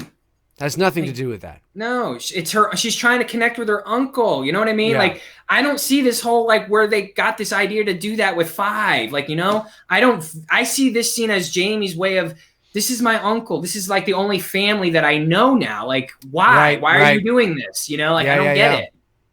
I hear you. Yeah. And then you're right. This should have been the definitive original ending. Yes. You know what I mean? Of Michael. And it would have changed the whole the whole scope of Halloween. Now, 2018, 2020, whatever year we're in. Right. Yep. Yeah, I agree. Now that's a mine shaft, right? He falls down. Something like that. Yeah. A mine shaft. Grave. Some kind of. And you know what? But I will say it's one of the greatest endings in the history of horror. Oh, what's about to happen? Yeah, and it's not, and just as important as seeing the little girl standing at the top of the stairs with the scissors in her hand. It's a great shot, but if it wasn't for Loomis going, no, I mean, that is the icing that is needed to help sell it, because it's the pain and the fear that he has when he says it, because it's like not again, fuck, right. no, fuck, no. It's just, and I always awesome interpret shit. it as not because Michael, transferred his whatever to her. I always interpret it as kids are impressionable. Yeah. Kids are very, very impressionable. So Jamie just went through this whole ordeal, and I think it kind of fucked her up a little bit, and that's why she ended up attacking her stepmother. I don't think she totally intended to become the new Michael. I think it was just, an impressionable moment that she had going through this whole traumatic evening that fucked with her for a moment. But then they went into that whole fucking bullshit in 5, and I was like, oh. Yeah, no, it's 5 should have. If you wanted to do, and I love this. It's a great callback to the original film with with the clown mask. Yes, I love that. Yep. So, where are you now? She just took the scissors off. Oh, okay. And the mama's putting the towel on the tub. All right. It's coming up here, folks. It's coming up, ladies and germs. She just lowered you got the OG effect going on right now, which we all know it's not a mask. We know it's an optic effect. That's right. And I love it. It's a great callback without duplicating Judas' death. And that's what I like about it. And you don't see it. No, you don't. And here it comes. Look at the look on his face. Yeah. No. You got to be kidding me. Yeah. Because at first you're thinking, like, fuck, it's Michael? Like, he survived? No. And he's going to shoot her. Yep. Can you imagine if he fucking unloaded on her? Now, I know that never would have gone past the censors, and I know that seeing a little girl in 1988 blown away by Dr. Loomis on screen probably would not have been the best thing. No. But I'm telling you right now, can you imagine? But yeah, I mean, this is a great, everyone's reaction, too, is great. They're like, what the fuck? What the hell? And I love, because you used to see this a lot in late 80s horror films, I love that the music that's playing over the end credits is just that ominous soundscape score from Howarth.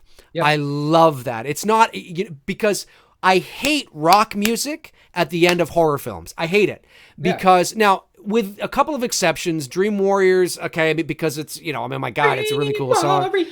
Man in the Mask by Alice Cooper. But by and large, I don't like it, because if you end a movie on such a wow sort of note, and you break that tension with music that has nothing to do with anything, it's sort of like, I want to leave the theater or leave the experience from watching the movie still feeling the remnants of that moment, and seeing Jamie there, with the scissors and no, and it just cuts to black, and then you just hear this. It's like, whoa, fuck, and it's still like, it's still there with you as you're waiting, or as you're leaving the theater, as you're just watching at home. It's still there with you, and I love that. I hated watching horror films where it would end on this like, and all of a sudden you hear, it's like, oh fuck, like I want to still feel the moment that just happened. You know what I mean? I agree. I'm feeling it, and I still want to feel it. So I love that they did this. Yes, and I agree, Rob Tigerini. I think Dave would make a good Loomis too. I agree. You should. Yeah, I'm not old enough.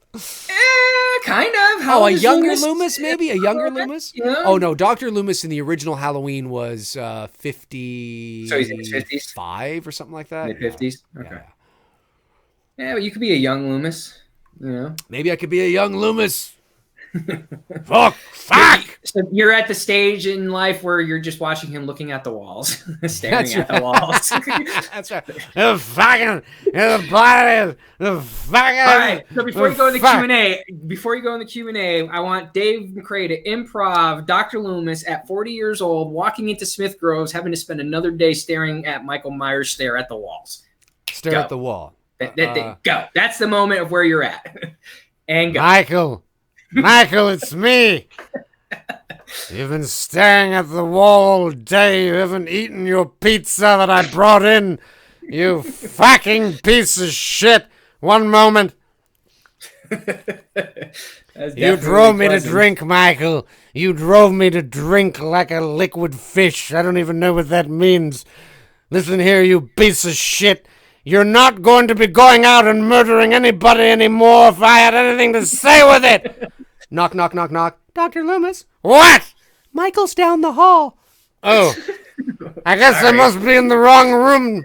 Sorry about that. Fuck all you piece of shit.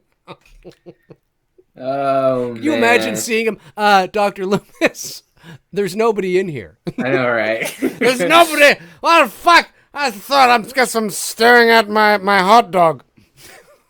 What happened to him? He's just staring at his auto. That was like Loomis has lost it. That was like almost a Malcolm McDowell Loomis. You had a little bit of a Malcolm McDowell going on. Or somebody said, Dave sounds like Dudley Moore and Arthur. Yeah. Yeah, well, Arthur too, yeah. Because whenever I do Loomis, I always default to him being like inebriated. And like I'm always like, Michael, let's just fuck, I don't care, Michael. I just think it's a funny sort of angle to take with him because he's just so intense. He's driven him to drink. So my Loomis is fuck, Michael, I just can't take it anymore. I just don't care.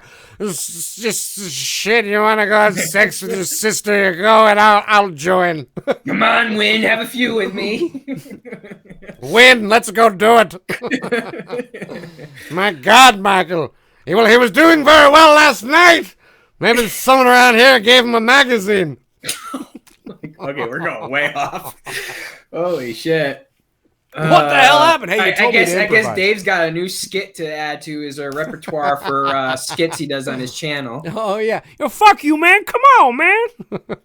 Now you got a Loomis skit going. Yeah, that's right. Yeah. Robert's super chat. Thanks, buddy. Most overrated Halloween film in the series? Overrated. Ooh, I would say the new one. And what I pretty much called has happened. When the new film came out, there was all this, everyone's in love and all this stuff. And now that like a year or two has passed by and everyone's digested it in, a lot of people who were giving me shit initially have reached out to me personally on Instagram to apologize and say, you know what, you're right. It's not the same. It's because people began to see it for what I kept calling it. It's a greatest hits movie. It's taking everything that you've seen in the original, all the films, not just the original, but all, and basically mixing it into this film. And you're going to realize that. And sure enough, so I think for me, the most overhyped one right now would be the 2018 Halloween. Fascinating. I would say for me, the most, and when I say this, I don't mean that it's a bad movie or anything like that, right? We're talking about what would be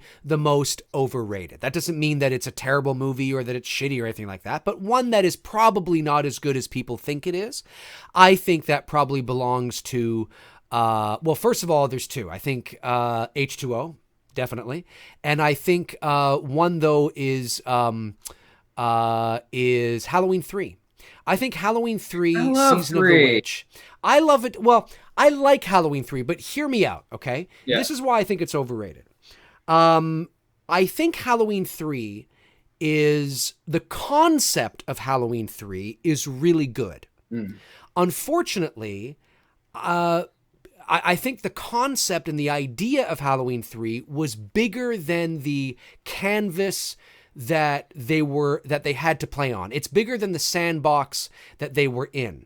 I think there is so much untapped potential with the idea of Halloween 3 that it almost feels like watching the movie again, and I hadn't seen it in a few years, and watching it again when we talked about it, and then watching it again just recently, it's fine. Like it's not a terrible movie, but it's not it's the concept that is really interesting. Go back to the earlier question of that dude who asked you about remaking. Would you go back into remake Halloween 3 and start from there and do anthology films? Including introducing your Charlie Boyles dude? Bowles? Yeah, I think that's I don't know if I don't know about that, but I definitely know that Halloween 3, the story of Halloween 3 certainly could be told again, especially today, whether it's part of the Halloween series or whether it's just a movie that stands on its own that doesn't have anything to do with that. I don't know, but I will say that whenever I watch Halloween 3, I always feel that. Whenever I'm watching it, I feel I like the concept here, but I don't ever feel that it's really taking over the country. I don't ever feel that, like, I know that's what they're saying, like the kids all across America, oh my God, the trick-or-treating stuff, but I really don't feel that apocalyptic sort of doom kind of thing. Right, I got what you're saying. It still feels small because it's low budget. Now it's shot really well. Dean Cundy, I mean, in Tommy Lee Wallace, yeah, sure. I mean, he's not. I would say he's a fantastic director. But for his first time out, I think he did okay. Alan Howarth, with the score.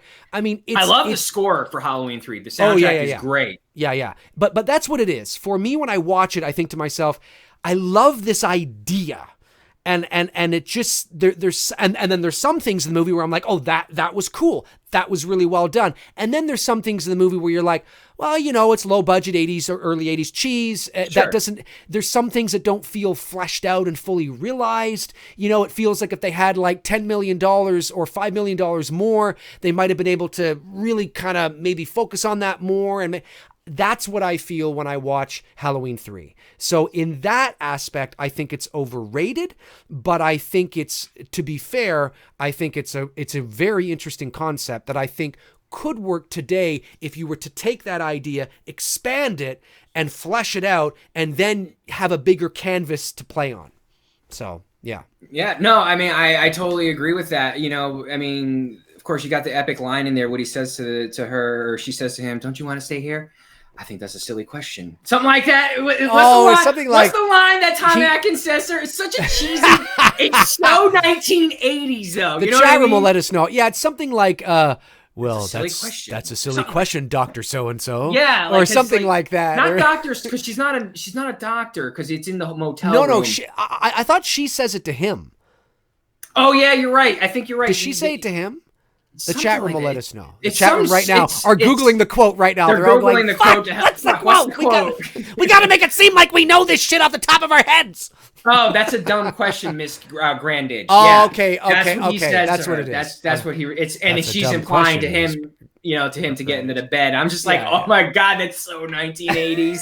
I know. Every time I see it, I'm like, oh, come on. Although she was very cute, so very attractive. You get it, Tommy boy, you get it. Fist bump for Tom Atkins. It's just what and of course, if Tom Atkins, love me some Tom Atkins, man. Oh yeah, I mean, like I said, it's not a bad movie. It's not like I watch it and go, this is dog shit. It's just that there's certain things where you're like, this feels like there's something here, and you needed a bigger canvas. Agreed. Aaron Keller, super chat. Thanks, buddy. You guys hear of the BS that went down at Collider? What happened at Collider? I have to admit, I know about. I haven't stayed up with Collider for a very long time. Yeah, I haven't. Pretty much since Schnepp passed away, and when Campia left, and I stopped. That's a long time ago, though. I don't know. Oh, I saw somebody made a post about something that happened at Collider. I don't do much YouTube anymore these days, just for specific things, I look for. Right. Yeah, something to do with shows being canceled. Oh, okay. And I guess they're making okay. No. I did read this. Tom Atkins is the Chuck Norris of horror. Yes. Someone needs to start making memes about Tom Atkins, and like the whole Chuck Norris can be, someone needs to start doing that with Tom Atkins. He is, yeah. He's a yeah. No, I did hear about this. It was memes, not memes. Sorry, memes. Yeah. No, it was apparently I think a lot of shows over at Collider were ceased. Were essentially stopped. I guess everybody there found out just sort of the day of or something like that. That's show Sort of. business, man. Yeah. Well, it was just sort of a tacky thing to do. I think, it felt very sort of like you just wake up one morning and you don't have a job kind of thing. Well, I think I heard something about that. So yeah, it's unfortunate. Yeah, ask the original Marty McFly. He knows all about that. Oh, there you go. Well, there you go. It's pretty much the same thing. Showing up and you've done 5 weeks worth of a film and you're being told, sorry, you're goodbye. Well, this was like all the shows that their flagship shows have all been canceled.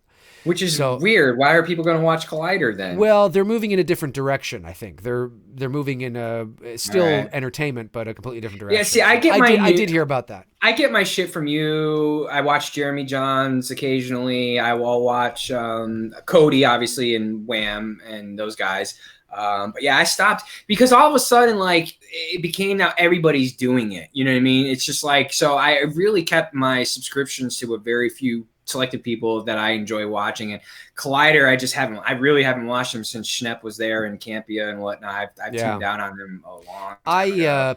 People often ask me, who do I watch? It's a funny question because I dance. I don't watch a lot. Like when I'm on YouTube, I'll watch certain things, but I'm not there. There isn't a specific channel that I'm always tuning into. I think it depends on the information that I'm looking for, and then I might go to a channel. I see that like Cody Star Leach, Wars Theory. I go to there for Star Wars shit. You know what I mean? Because he's really good. Good Canadian guy too, up in Vancouver. But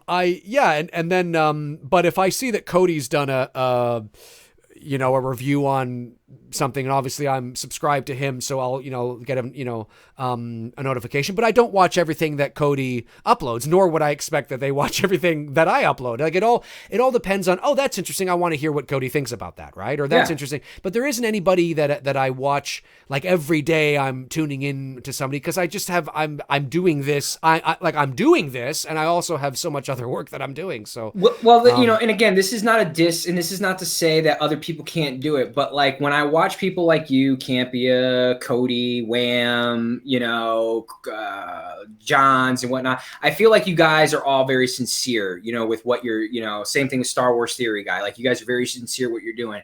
And I feel like other people start doing it, it's like they're mimicking you guys. You know what I mean? They're trying to be what you guys are already doing. So it's just like, well, I'm already hearing it from Dave. I'm getting a second dose from Wham. I'm getting my last portion of the meal from Cody. I don't need to see, 15 other videos on the upcoming Halloween film, that are going to basically repeat the exact same shit that the three key guys that I want to listen to, deliver, the news that I want to hear. You know what I mean? Does that make sense? I'm not trying to diss other people who do it. And I'm not trying to say don't do it. I'm just saying like it becomes inundated that like, for me, I'm not going to spend all day watching video after video after video. I'm going to get my three key guys. Those are my three key guys for Halloween moves shit. And I go to you guys for it, Yeah, no, it does make sense. It's, look, I mean, I think I've said this before on this channel, but the main reason why I started doing this, putting my face out there, it was my girlfriend that pushed me to do it because I had all this shit that I was talking about. But it's more of, I felt, and I think this is what's important. And it doesn't mean you have to do this, because sometimes you just want to, express how you feel, even if tons of other people are saying the same thing. I felt when they announced that they were going to be doing Halloween 2018, they announced it in 2016, I believe, was when Carpenter came on or something. And then in 2007, no, maybe it was 2017. Anyway, I remember there were so many things that I was thinking that nobody was talking about. And nobody was mentioning, or the insights or the points or the angles that they were coming at it from. I was trying to find that if anybody else was, thinking that or saying that, and nobody was. So I found that maybe there was a void that needed to be filled in terms of Halloween, or like, what. And that's not to say that those other people didn't think the same things. They just might not be talking about it. And I found that, I wanted to jump on because I want to talk about this, and I want to talk about, the psychological, layers, that is in Halloween. And I want to talk about all the nuances that, and all this kind of stuff. And not a lot of people were talking about that. So, and then of course it just snowballed from there into what I'm doing here on the channel. So I think it's important. But one thing that Tony hit he's absolutely right, is that by doing that, by me saying, oh, no, I wanted to, it was really, it was authentic because I was really passionate about what I wanted to say. I really wanted to let you guys know, hey, did you think of this or did you think of that? And that doesn't mean we're going to agree, but it's stuff that I always hope that are things you're like, oh, I didn't think of that. Oh, it's a good point, whatever it is, right? And that's being authentic. To just start a channel because you just want to get in on the game, and a lot of people come across that way, that they're just trying to get on the game. I don't feel that they're genuine fans because they're not speaking articulately about the content. You know what I mean? Right. And here's the thing too. I don't know if they're watching, but I'm definitely going to say this because I sincerely mean this. My hat goes off to the likes of Cody Leach, the guys from Wham, Drum Dums, Jimmy Champagne. Oh, I forget about him. Yeah, Drum Dums. I always forget about him. Who else? So like in our sort of space here. You can go bigger, but in our sort of space, my hat goes off to them because these guys have jobs and kids and wives and doing this, right? And I have a job too, of course, but I do most of my work from my home studio here. So my commute is very often from the bedroom to the basement, which is nice. Which is nice. Yeah. And I don't, to be able to actually dish out the volume of content and videos that the likes of Cody and Champagne and the guys at Wham and, Drum Dums and are dishing out while being married, while having 9-to-5 jobs, while having children, sometimes young kids in the case of Cody and Mike from Wham. Wham. Yeah. It's the sense of that. I'm just like, these guys are killing it. I can't even, I come home from a voiceover session and I'm like, oh, no kids. I can't even imagine. And, listen, I can't even imagine working a 9-to-5 job and coming home and then having your kids and the dinners and the bedtimes and the stories and the baths and then staying up until midnight or 1 a.m. doing a fucking video and seeming amped and energetic. What you talking about?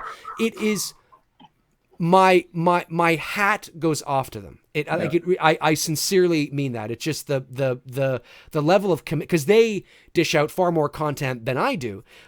So it's just I am always in awe of the volume of stuff and the quality of the volume of stuff that they are able to dish out. So and that goes to show you right there that they have a genuine passion for this. They're not just doing it because they want to get in the, they want to get in on the game. They're doing it because they really have a passion for it, because in order to be able to succeed and have the level of quality content they do and be as busy as they are with all the shit they're doing, you have to have, number one, the passion to do it, and number two, the support of special people in your life, like their wives or husbands or, whatever the case is, right? Mm-hmm. Because if you don't have that support, it can make it really difficult, So anyway, I just want to say that if they're watching, that my hat continues to go off to you because it's just amazing the shit that you guys dish out. Yes, sir. All right. Let's see here. Let's scroll back. A couple of super chats came in. Edward Moody says, I was not a huge fan of Halloween 2018, but since I'm only 18, it was the first Halloween movie I saw in theaters, so it holds a special place. Well, listen, there's nothing wrong with that, right? Unfortunately, I can't say the same for my first one. No, that's true. But there's nothing wrong with that. Daniel Palma, thanks, buddy, says, love the channel, see Uncut Gems, amazing movie. All right, Adam Sandler. Let's see here. Another super chat came. Oh no, I think that's it. I got them. All right.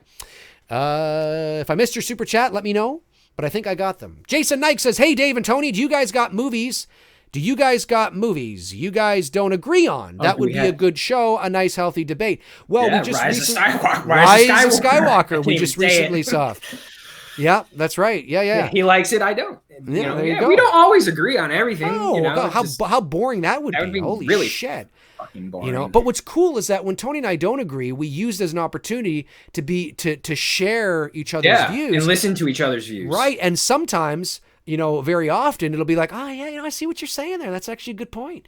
You know, and it's kind of like, oh, that's a good point. You know, I didn't think of that. Like, that's what's so great about having the kind of relationship that Tony and I do, is because, you know, we understand the value of being able to actually differ on some things. I mean, even my buddy Bruce, who I've known for nearly 30 years, we don't agree on everything. I mean, even in the 9-hour production meeting that we had the other day, yes, it was literally 9 hours. He came over here for 2, and we worked on a ton of shit. We worked on the props list, we worked on the crew list, we worked on breaking down the script in terms of which scenes props go in which scenes and things like that. Next week we're working on the shot list, and then that's going to help with the budget breakdown. It's intense. But we're writing and directing and producing this movie together, and thankfully we've agreed on probably about 90-95% of things. But listen, I've written the script with him, but often I will write certain scenes, send it to him via, like, you know, a PDF.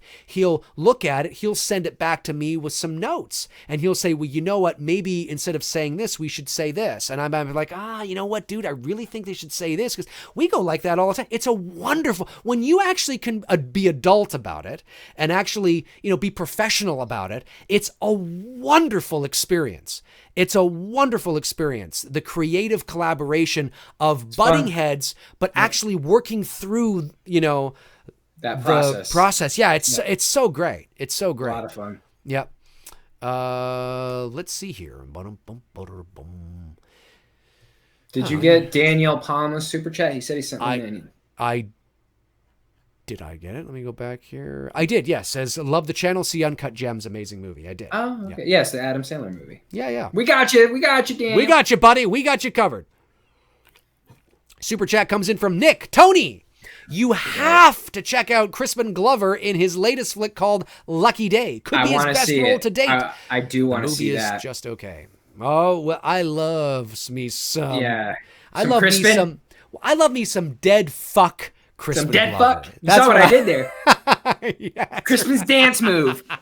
That's right. That's what I like. I like. Of course, that's a bad imitation. No one can dance. Yeah, it's more like. It's more like he's doing his head back and all that kind of shit. Yeah, you know what's crazy though? I think Crispin has fonder memories making that movies than making Back to the Future. Oh, he might. Well, I think he has.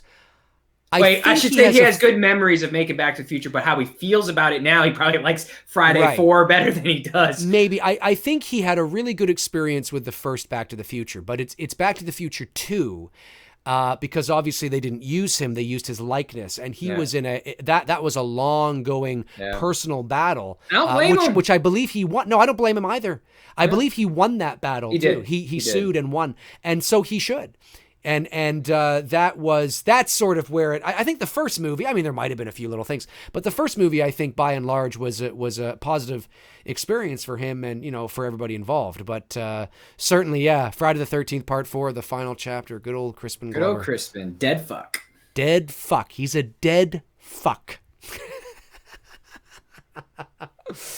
Oh, let's see here. Scroll back. Oliver Mercer. Okay. Hey, David, Tony, if given the chance to remake Halloween 5 for today with Daniel Harris and Ellie, would you both do it, and how would you think it would go? Yeah, that's actually something Dave and I have even tossed around, doing a fan film, like a serious fan film, and see it getting a budget enough to see if we can even bring those two in on it. Just very similar, like what they're doing with Tom from what's his name from Halloween 6? Tom Matthews. Yeah. Something very similar to that. And I've written down some ideas on the direction on how I would go. I'm just not, because I love Halloween 4. Right. I'm very protective of Halloween 4. Yes. I don't want to fuck it up. I want to make sure that, like, when I finally present the idea to Dave, and I'm like, okay, this is where I think it can go. Yeah. This is how I think we can answer some questions simply, without getting too detailed and too in depth. And I think it would be a good sequel, because that is something that I think if you're gonna do it, you're gonna have to do it on the fan film YouTube side. I don't think you could do it now as a theatrical, as much as it would be cool to see Daniel and Ellie back together in a big film. Now I think you would have to bring it to that level, which is not minimizing it, because look at what Tom Matthews is doing with Never Hike Alone. No, I think Danielle Harris. I think if the script was good, and I think she'd do it. But who knows? I mean, I don't want to speak for her, obviously, but Tony and I have tossed money talks. Tony and I have tossed around some ideas, so it's that is possibly in the very foreseeable future. Yep. Super chat from Mark Warling says, Dr. Sleep, have to see Rose the Hat best acting. Yeah, I still haven't seen it. We still got to see it. Yeah, we still got to see that. Hollows, Tony, One Night with Rachel or Kelly Meeker? Who are you going with? Rachel all the fucking way. Yeah. Over Kelly, the sheriff's daughter. Yeah, Rachel all the way. Robert Thidoff, super chat says, either of you seen Brainstorm? Natalie Wood's last movie, very underrated. I have not. I have not seen that movie. We'll have to. Do you know what movie I watched last night, though, for the first time in a while? And I watched this movie religiously as a kid growing up. Is Christian Slater's Pump Up the Volume. The original podcaster, before podcasting was a thing. If you've never seen Pump Up the Volume, what year was that? 1990.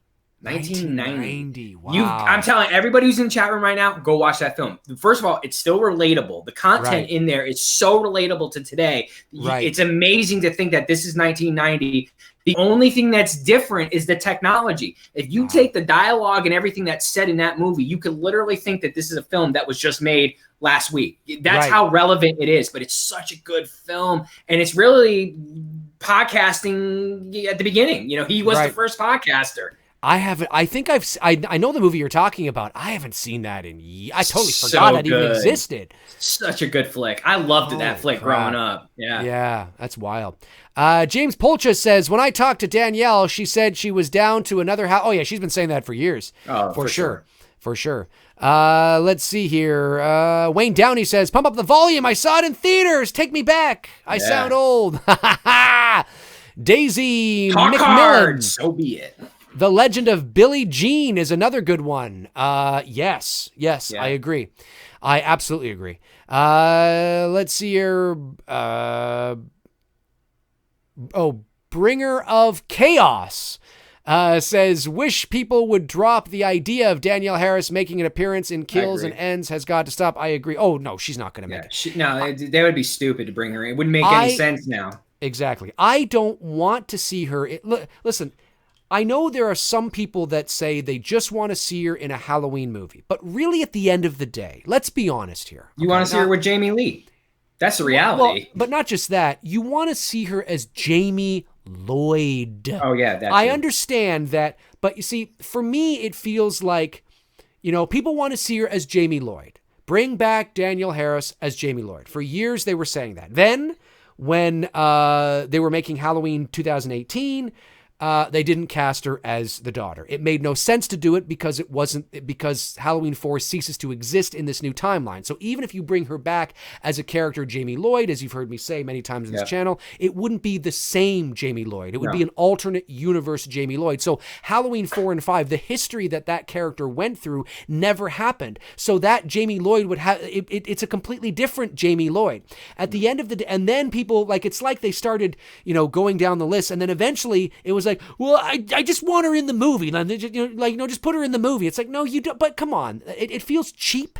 It feels like scraps. It kind of feels like what they did with Bill Murray, Dan Aykroyd, and Ernie Hudson in the Ghostbusters film in 2016. Now, I'm actually somebody that really enjoyed that movie. But to throw Bill Murray and Ernie Hudson and Dan Aykroyd in there, not playing themselves, there were three random guys. It felt like scraps. It felt shoehorned in. It felt like, well, you want this, so here you go. At the end of the day, I think we have to say, no, listen, it's this or it's nothing. I don't want to see her in a Halloween movie as a cameo, as a convenience store clerk. Oh, look, it's Danielle. Oh, okay, cool. But that's not what you want at the end of the day, right? You're settling.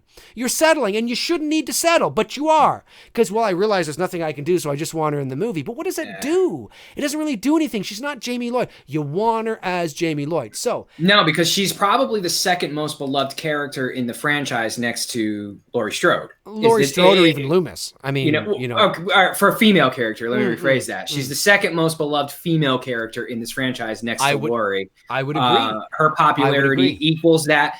Her popularity equals it within the Halloween universe. I'm not saying that, Jamie, the Jamie Lee versus Danielle Harris. I'm not doing that. I'm saying within the Halloween fan base, she is just as equally popular as Jamie Lee Curtis. And, I agree. And that's why it's so...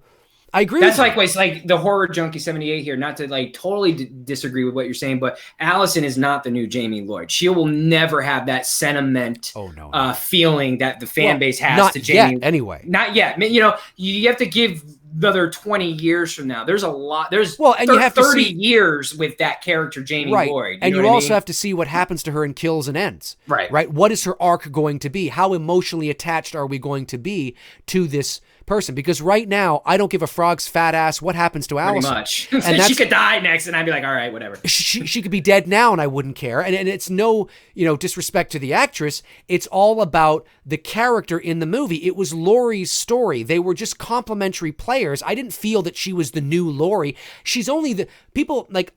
You could say that she's the new Laurie because you look at the cast of characters and you say to yourself, okay, in this movie, who would be a young Laurie Strode? Well, it would be Allison, but there's nothing that happens per se because there wasn't time for her character to breathe or develop enough or to have a real arc in terms of actually really feeling like she was the new sort of, Laurie. But anyway, back to Jamie for a moment.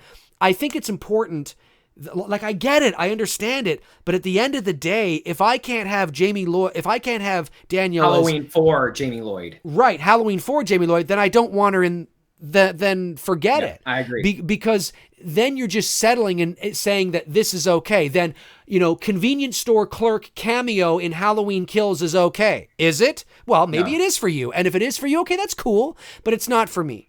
And I think and now, as Tony astutely pointed out, because absolutely right, because of the universe now that Kills is in, I don't see her, like, she doesn't, look, you can bring back Danielle Harris and call her Jamie Lloyd, but it wouldn't be the same Jamie Lloyd. That's what I'm saying. You can call her Jamie Lloyd. You can even make her the daughter of Laurie Strode, a daughter we didn't know about, that she whatever. But it wouldn't be the same. I thought about that. You could have this like weird moment where she shows up at the end of Halloween Kills, and then at the in Halloween Ends, she's there as the child never talked about that she had with Jimmy Lloyd. But all the stuff is that what you really want? You know what I mean? Like that's the thing. Sorry. Go ahead. Sorry, no, we're talking over each other because of the delay. No, I was just going to say, like, is that what you would, like you said, is that what you really want? Do you really want this force-fed story of Jamie Lloyd? Okay, a quick backstory of like, this is the daughter you never talk about or whatever. It's Karen's stepsister. Like, do we really want that? Because now what? We're going to bring back Josh Hartnett to play John? You know what I mean? Like, and you can't. Well, no, but you're absolutely right. And the thing is that even if they brought back Danielle Harris and they made a character and her name was Jamie Lloyd and she was the long lost daughter of Laurie Strode and now you have daughter. Again, I can't stress this point so important. It's all the stuff. The reasons why you like Jamie Lloyd doesn't exist. So the character's history with Halloween 4 and 5 never happened. Which is okay with 5, but not 4. Right. But I'm just saying, like... No, I know. So it's not the same character. Right. So when you see Jamie Lloyd come on screen, I don't see how it's cool, because it's not the same character. It's cool that she's in the movie, okay. But if you just want her in the movie, okay. But I think a lot of people really, at the end of the day, they want her back as Jamie Lloyd, and the character, it's the character that you're emotionally attached to. It's the character's history. So like when you see Luke at the end of The Force Awakens, right? And you see him turn around and he's got that look, you're seeing the history of Luke. That's who you're seeing, right? Yeah. You're seeing all those movies fighting the Emperor, redeeming his father, Tatooine, Bespin, Dagobah, no, I am your father. Oh, that's what you see. Oh my God, that's the Luke Skywalker. That's him. Holy shit.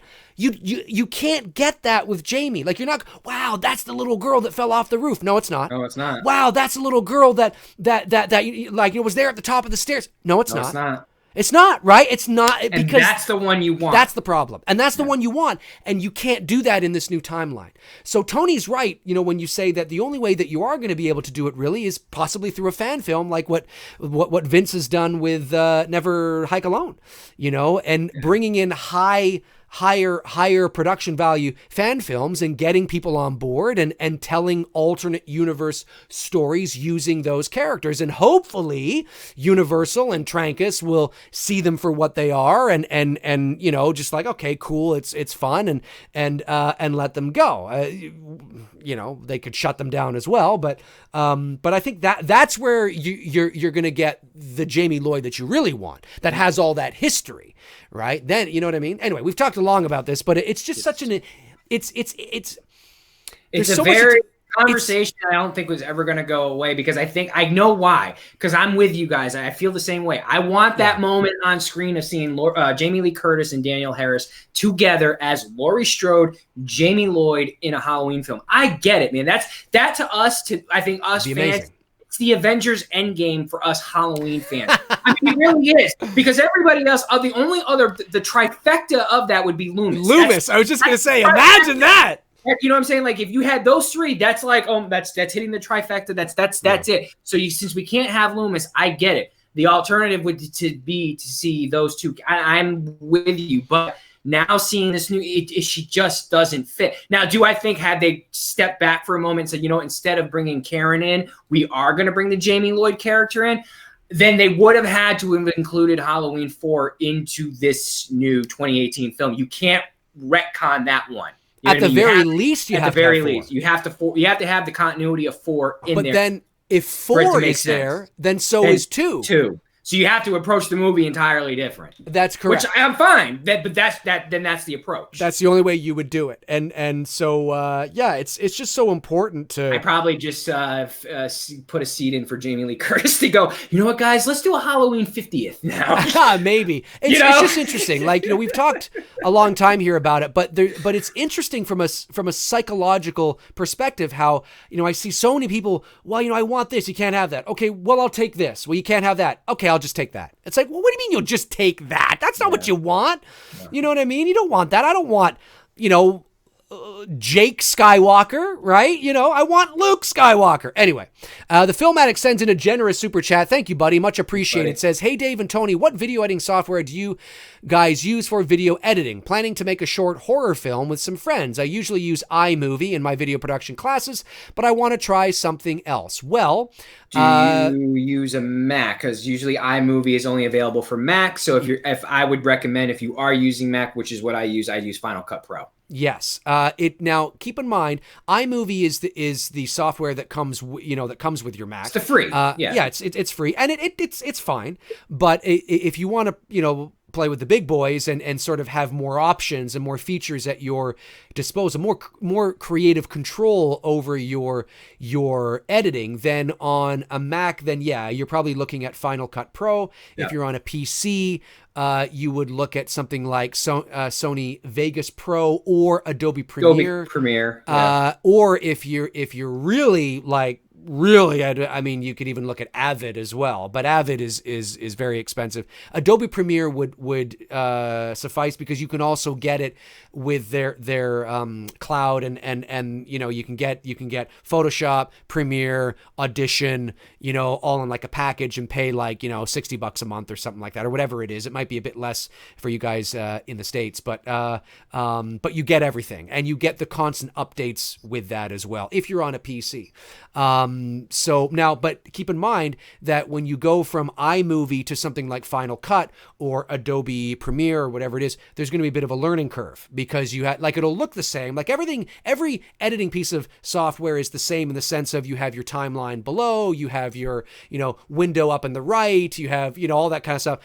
but there's a bit of a learning curve because where certain features are and where certain buttons are and what does what obviously is going to take a bit to learn. So my advice is, if you move to Final Cut, don't the graduation from Final Cut from iMovie, you're going to see a lot of similar things, which is nice. You know what I mean? Yes, exactly. But more advanced things as well too. Right, exactly. But shoot something small. Maybe just shoot something on your phone and play around with it. Yeah, before you start diving into your horror film. Don't be your horror film. Don't let that be your first experience with Final Cut. Definitely not. No, because you'll want to have.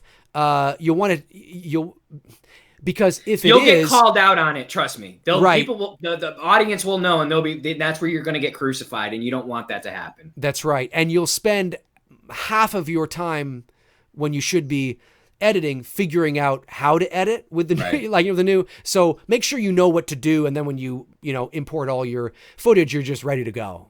Kind of thing. That's what I don't know. Tony, you have anything more to add to that? Or nope, that was perfectly well said. Yeah. Chad the dad says, Dave and Tony, worst physical pain you've ever received. 2 days. Physical pain. Actually, 2 days. Your birthday's the 27th, right? 4th.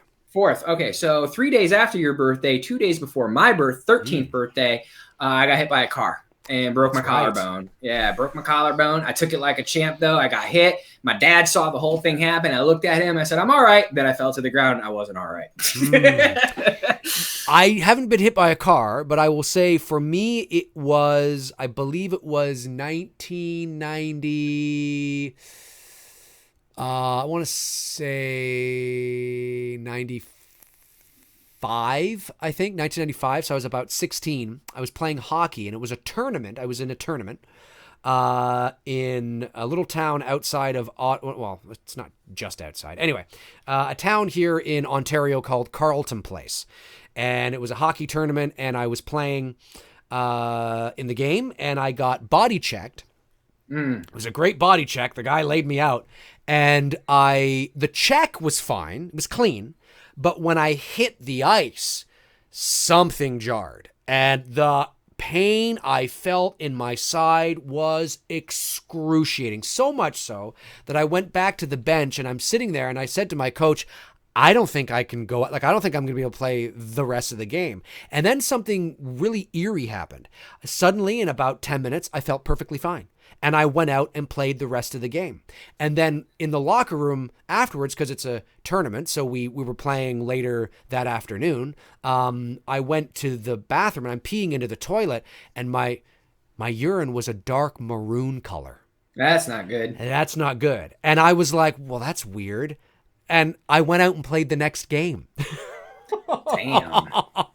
Luckily, I didn't get hit or deliver any big hits in that game. That's our generation, man. We would ride our big wheels, jump off of fucking ramps and shit, 15, 20 feet in the air, land, bust up our faces and elbow, and our moms would be like, suck it up and get back out there. But I'm bleeding internally. Like, I didn't even know, because I'm, 16, I'm like, oh, that's weird. Maybe it's something I ate or whatever. No, fucking, you got blood in you got blood going in, you got to, you're injured. Anyway, I played the next game. I think I even scored in the next game. We won the game.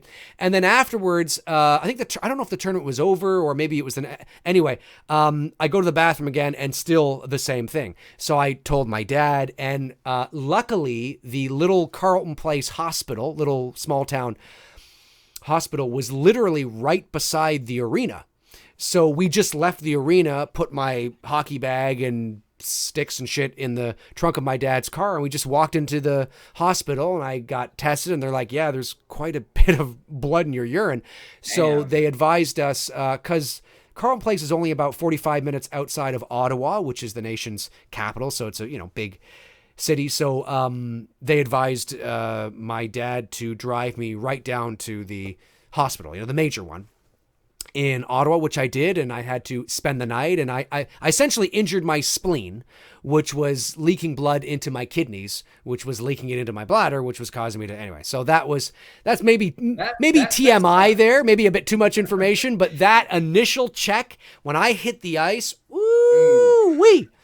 Yeah, my dumbass, that's funny because my dumbass 1 week after I got hit by the car, I went out bike riding. I had this weird hunchback Notre Dame looking fucking harness on my back and shoulders to, keep my collarbone in place. But I went out riding with my friends and I went in the trails and I took a header. I went head over the bike with a broken collarbone, but got back, like I said, got back up like, fuck it, man. But that was just our mentality back in the day. We would ride our shit with broken bones, Yep. I have friends who had broken arms. We'd be out there fucking riding and shit. Like, we did not stop. Nowadays, man, I would have been like fucking in a fucking mummy cast. My mom wouldn't be letting me nowhere near outside and shit. But fuck, back then, they didn't give a shit. The other thing, I had my appendix out. That was that sucked. My appendix ruptured in me, and that wasn't pleasant. That hurt. That hurt like hell. I've never, that hasn't happened to me yet. Touch wood. That wasn't fun. But not as bad as getting hit by a car. Frank Riker Super Chat says, DT, may Predator be a future watch? Ooh, it might be. Get to the chopper! Come on. I love the line when he throws the knife at the guy and it like impales him in the wall and he's like, stick it around. Stick around. Stick around. Yeah, we could do that because that'd be a fun one. That'd be a fun one to do for sure. Okay, we'll go to 9:30. We'll go to 9:30. Right. Who's the king of radio and king of talk show, in your opinion? Robert Kitzmiller, Super Chat. Thanks, buddy. Who's the king of radio and king of talk show? Like in general, you mean, right? Well, it's tough nowadays because with so many podcasters, I can't tell you the last time I actually listened to a radio. You know what I mean? I listen to podcasters now. Yeah, I mean, I think it's for talk show. I mean, Stern would be one of them. Yeah, for me, and it's all relative too. Like, it depends on your generation. I mean, there are people that would say, Johnny Carson is the absolute king, right? Oh, talk show, yeah, and things like that. I hate Fallon. I hate the new lineups of all these guys. I haven't watched a talk show, late night show, and I can't tell you how long. For me, now obviously I was young, but I was old enough to remember Carson. Carson retired when I was 13, or when Arsenio, baby. Arsenio Hall, yeah. Arsenio, baby.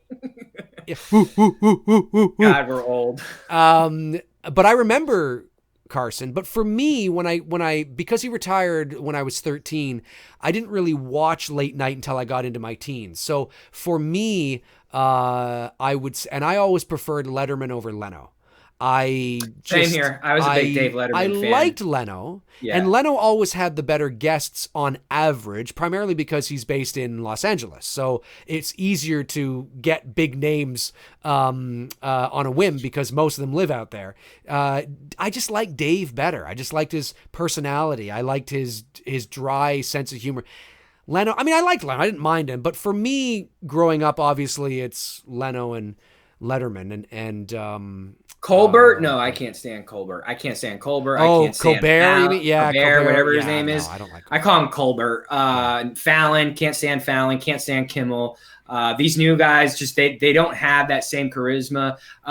Stephen Colbert, I haven't watched him. Colbert, whatever how you pronounce his name. I haven't watched this dude in forever, but I can guarantee you, without even fucking going to his channel, I already know his opening monologue is going to be something about dissing Trump. Actually, probably all about dissing Trump. And then he gets into his fucking show. He became so repetitive with that shit. Prior to Trump getting elected, I actually liked him. He was good. I liked him on Comedy Central with Jon Stewart. Jon Stewart was another great, the show that he did with Stewart was great. But he's just been riding this Trump thing, and it's just like, bro, I get it. You don't like Trump. Get some fucking new material. Yeah, it's hard in this landscape, the political sort of. I get it. I get it. It's tuned me out because I don't do politics. It's everywhere. And of course on tomorrow's show, for those of you that maybe were not here at the beginning of the stream, if you're around or if you're at work and you're able to, tomorrow morning at 11 o'clock a.m. Eastern Standard Time, I'll be doing my new show that I'll be doing every Tuesday, Thursday, and Friday morning at 11 till about 12:30, something like that, probably 12:30. The chat room will be open, of course. I'll be taking your questions, but I'll have a main topic that I'll be talking about. The show's called McRae Live, and that starts tomorrow, and I'm talking about Black Christmas, which of course has a very controversial thing attached to it. That's right. Yes, the 2019 Blumhouse film. So it's. I mean, everywhere you turn, it's everywhere. It's. I mean, Facebook is just one big ad for it. That's why I deleted Facebook. Yeah. Well, yeah. It's just. See, because you know what, you look at like the old school, the OGs, like Carson and even Leno and even Letterman. Back then they went after the presidents. It's not like they never went after and did political, but they mixed it in with other shit. All these guys nowadays, and they forced Fallon to do it. Fallon didn't want to do it. He wanted to keep it, objectively and just, new material, but fucking NBC fucking pushed it on him, and you gotta kiss that ass and keep that job. Look, I'm not American. Obviously, being in Canada, we live right next door. We get all the news you do. We get all the channels you do: CNN, Fox, NBC, MSNBC, ABC, CBS. I mean, we get it all. We're very aware of what's happening with Donald Trump every day, all day, because it's literally everywhere. But having said that, and I understand that he's a different, thing, but said. When you go back different entity. But when you go back to, Letterman, for example, the one bit that I absolutely loved was his, I forget the name of it, but it was like, something like This Day in Presidential Speeches or something. Yeah, I remember and this that. when Bush was president, and they would show right. like something really, classy from like Eisenhower, and then like Kennedy or something or whatever, and then they'd have Bush juxtaposed, right? Yeah, it was so funny. But the thing is that you never got the, like, who knows what they. I mean, you always get a sense, but it wasn't so personal. Right. And I think that's what it becomes. It becomes personal, and then if it goes too far, it becomes personal and then preachy. And then you just tune out. And then you tune out because people want to be entertained.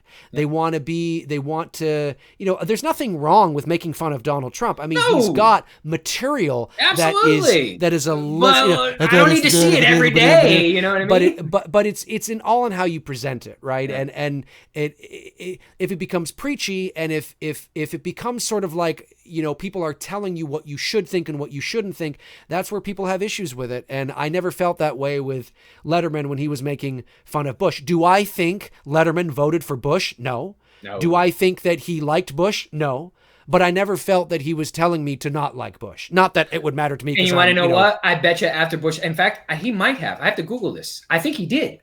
I think Bush went on the Letterman show after his presidency during that. I think he did. Yeah. When he was, he was promoting something or whatever, like something he did or a book or something like that. Yeah. And that's the thing. They, like you just said, Letterman probably didn't vote for him, but he had him on the show and they were civil. They had a conversation. Yeah. You honestly think Colbert, whatever your fuck his name is going to ever have Trump on the show? No. And no. To be fair, Trump, again, he's a different kind of person. And I understand that. I do. But I just wish that this climate, because it's becoming a business now, right? Outrage is a business. Being preachy is a business. And it's just... You're seeing it on YouTube. Yeah, you are. You're seeing it all over the place. Anyway, we'll take a couple more here before we skedaddle. Let's see here. Maybe somebody I haven't taken today. Vegas Courier says, favorite convention you've been to? I just went to my first last year. Guys. Well, I haven't been to many. I mean, the Halloween 40th anniversary convention was really cool that I went to a year and a half ago, and then of course I've been to Fan Expo here in Toronto a couple times, but that's about it. I don't get to too many conventions, so I don't know. Tony, you? I don't like people, so I don't usually go in the public. I love it. What is that? Agoraphobia, I think? Afraid of public spaces? No, I mean, not that I don't like people. It's not that I don't like people. I can't remember. I don't like being... I get very anxious in crowded places. I get very, very anxious in crowded places. It's not my comfortable atmosphere. Gotcha. Excuse me. Frank Riker says, Dave being offended is a busy. Dave being offended is a busy. Dave being offensive is a busy. Dave being... It sounded Italian, Frank. Frank Italian. Dave being offended is a busy. That's right. David Johnson says February 1st, 1982, debut of Late Night with David Letterman. That's right. On NBC. Yeah, Stephen Stone Cold, not Cold, Cole says Conan. Yeah, I like Conan O'Brien. Conan's good. Yeah, Conan's fine. Yeah. But he comes from that, it's it's kind of the same though with him. You know what I mean? It's like I've seen it. You know what I mean? Like yeah. Conan. Conan and Bob. Yeah, that's right. He started in 94, I think. Yeah, he started in 94. I think my God. Tony's losing it. He's fucking losing it. Everybody who knows Conan knows what you just did. Like, you get the reference. Yeah, of course. Of course. Zach Gaxiola says, thoughts on Total Drama Island. It's a good old Canadian animated satire of Survivor from 2008. There's 21 episodes. I think you'd get I've never even heard of it. I've never even heard of it. Never even heard of it. Stone Cole says, Conan is good and you guys are 100% right in everything you just said. Well, appreciate it. Blu-ray Addict says, favorite genre besides horror? I love drama. Drama's always a good one to go to. Drama's good. When it's done well, probably drama. Yeah. Drama, thriller. Are we counting those two the same? Thriller's a subgenre of horror, really, in some ways. And well, it depends. It depends. You can have an action thriller as well. You know, it depends. See, comedies with me, there are very few comedies that can. Comedies are not what they used to be. You know, like old school comedies, I love. And that's usually what I go back to. This new genre of comedies, because we're in the politically correct era where we're not going to offend anyone. Right. It just sucks. You know, I'm not saying that you need to be offensive to be funny, but like when you look at old shit, like the old, like just for example, if you guys ever get a chance, watch Eddie Murphy's raw and uncut stuff. I mean, it's just fucking well, even his movies. Even his movies are hilarious. Robin Williams, old stand-up Robin Williams, old school. Although I will say I watched 1 Hour Photo a week ago. That is my favorite Williams performance, hands down. Brilliant. Hands down, 1 Hour Photo. That motherfucker creeps me the fuck out. I love his performance in that. I love his performance in a little movie that that has slipped under the radar called, I believe it was called The Night Listener, if I'm not mistaken. He was really good in that. Yeah.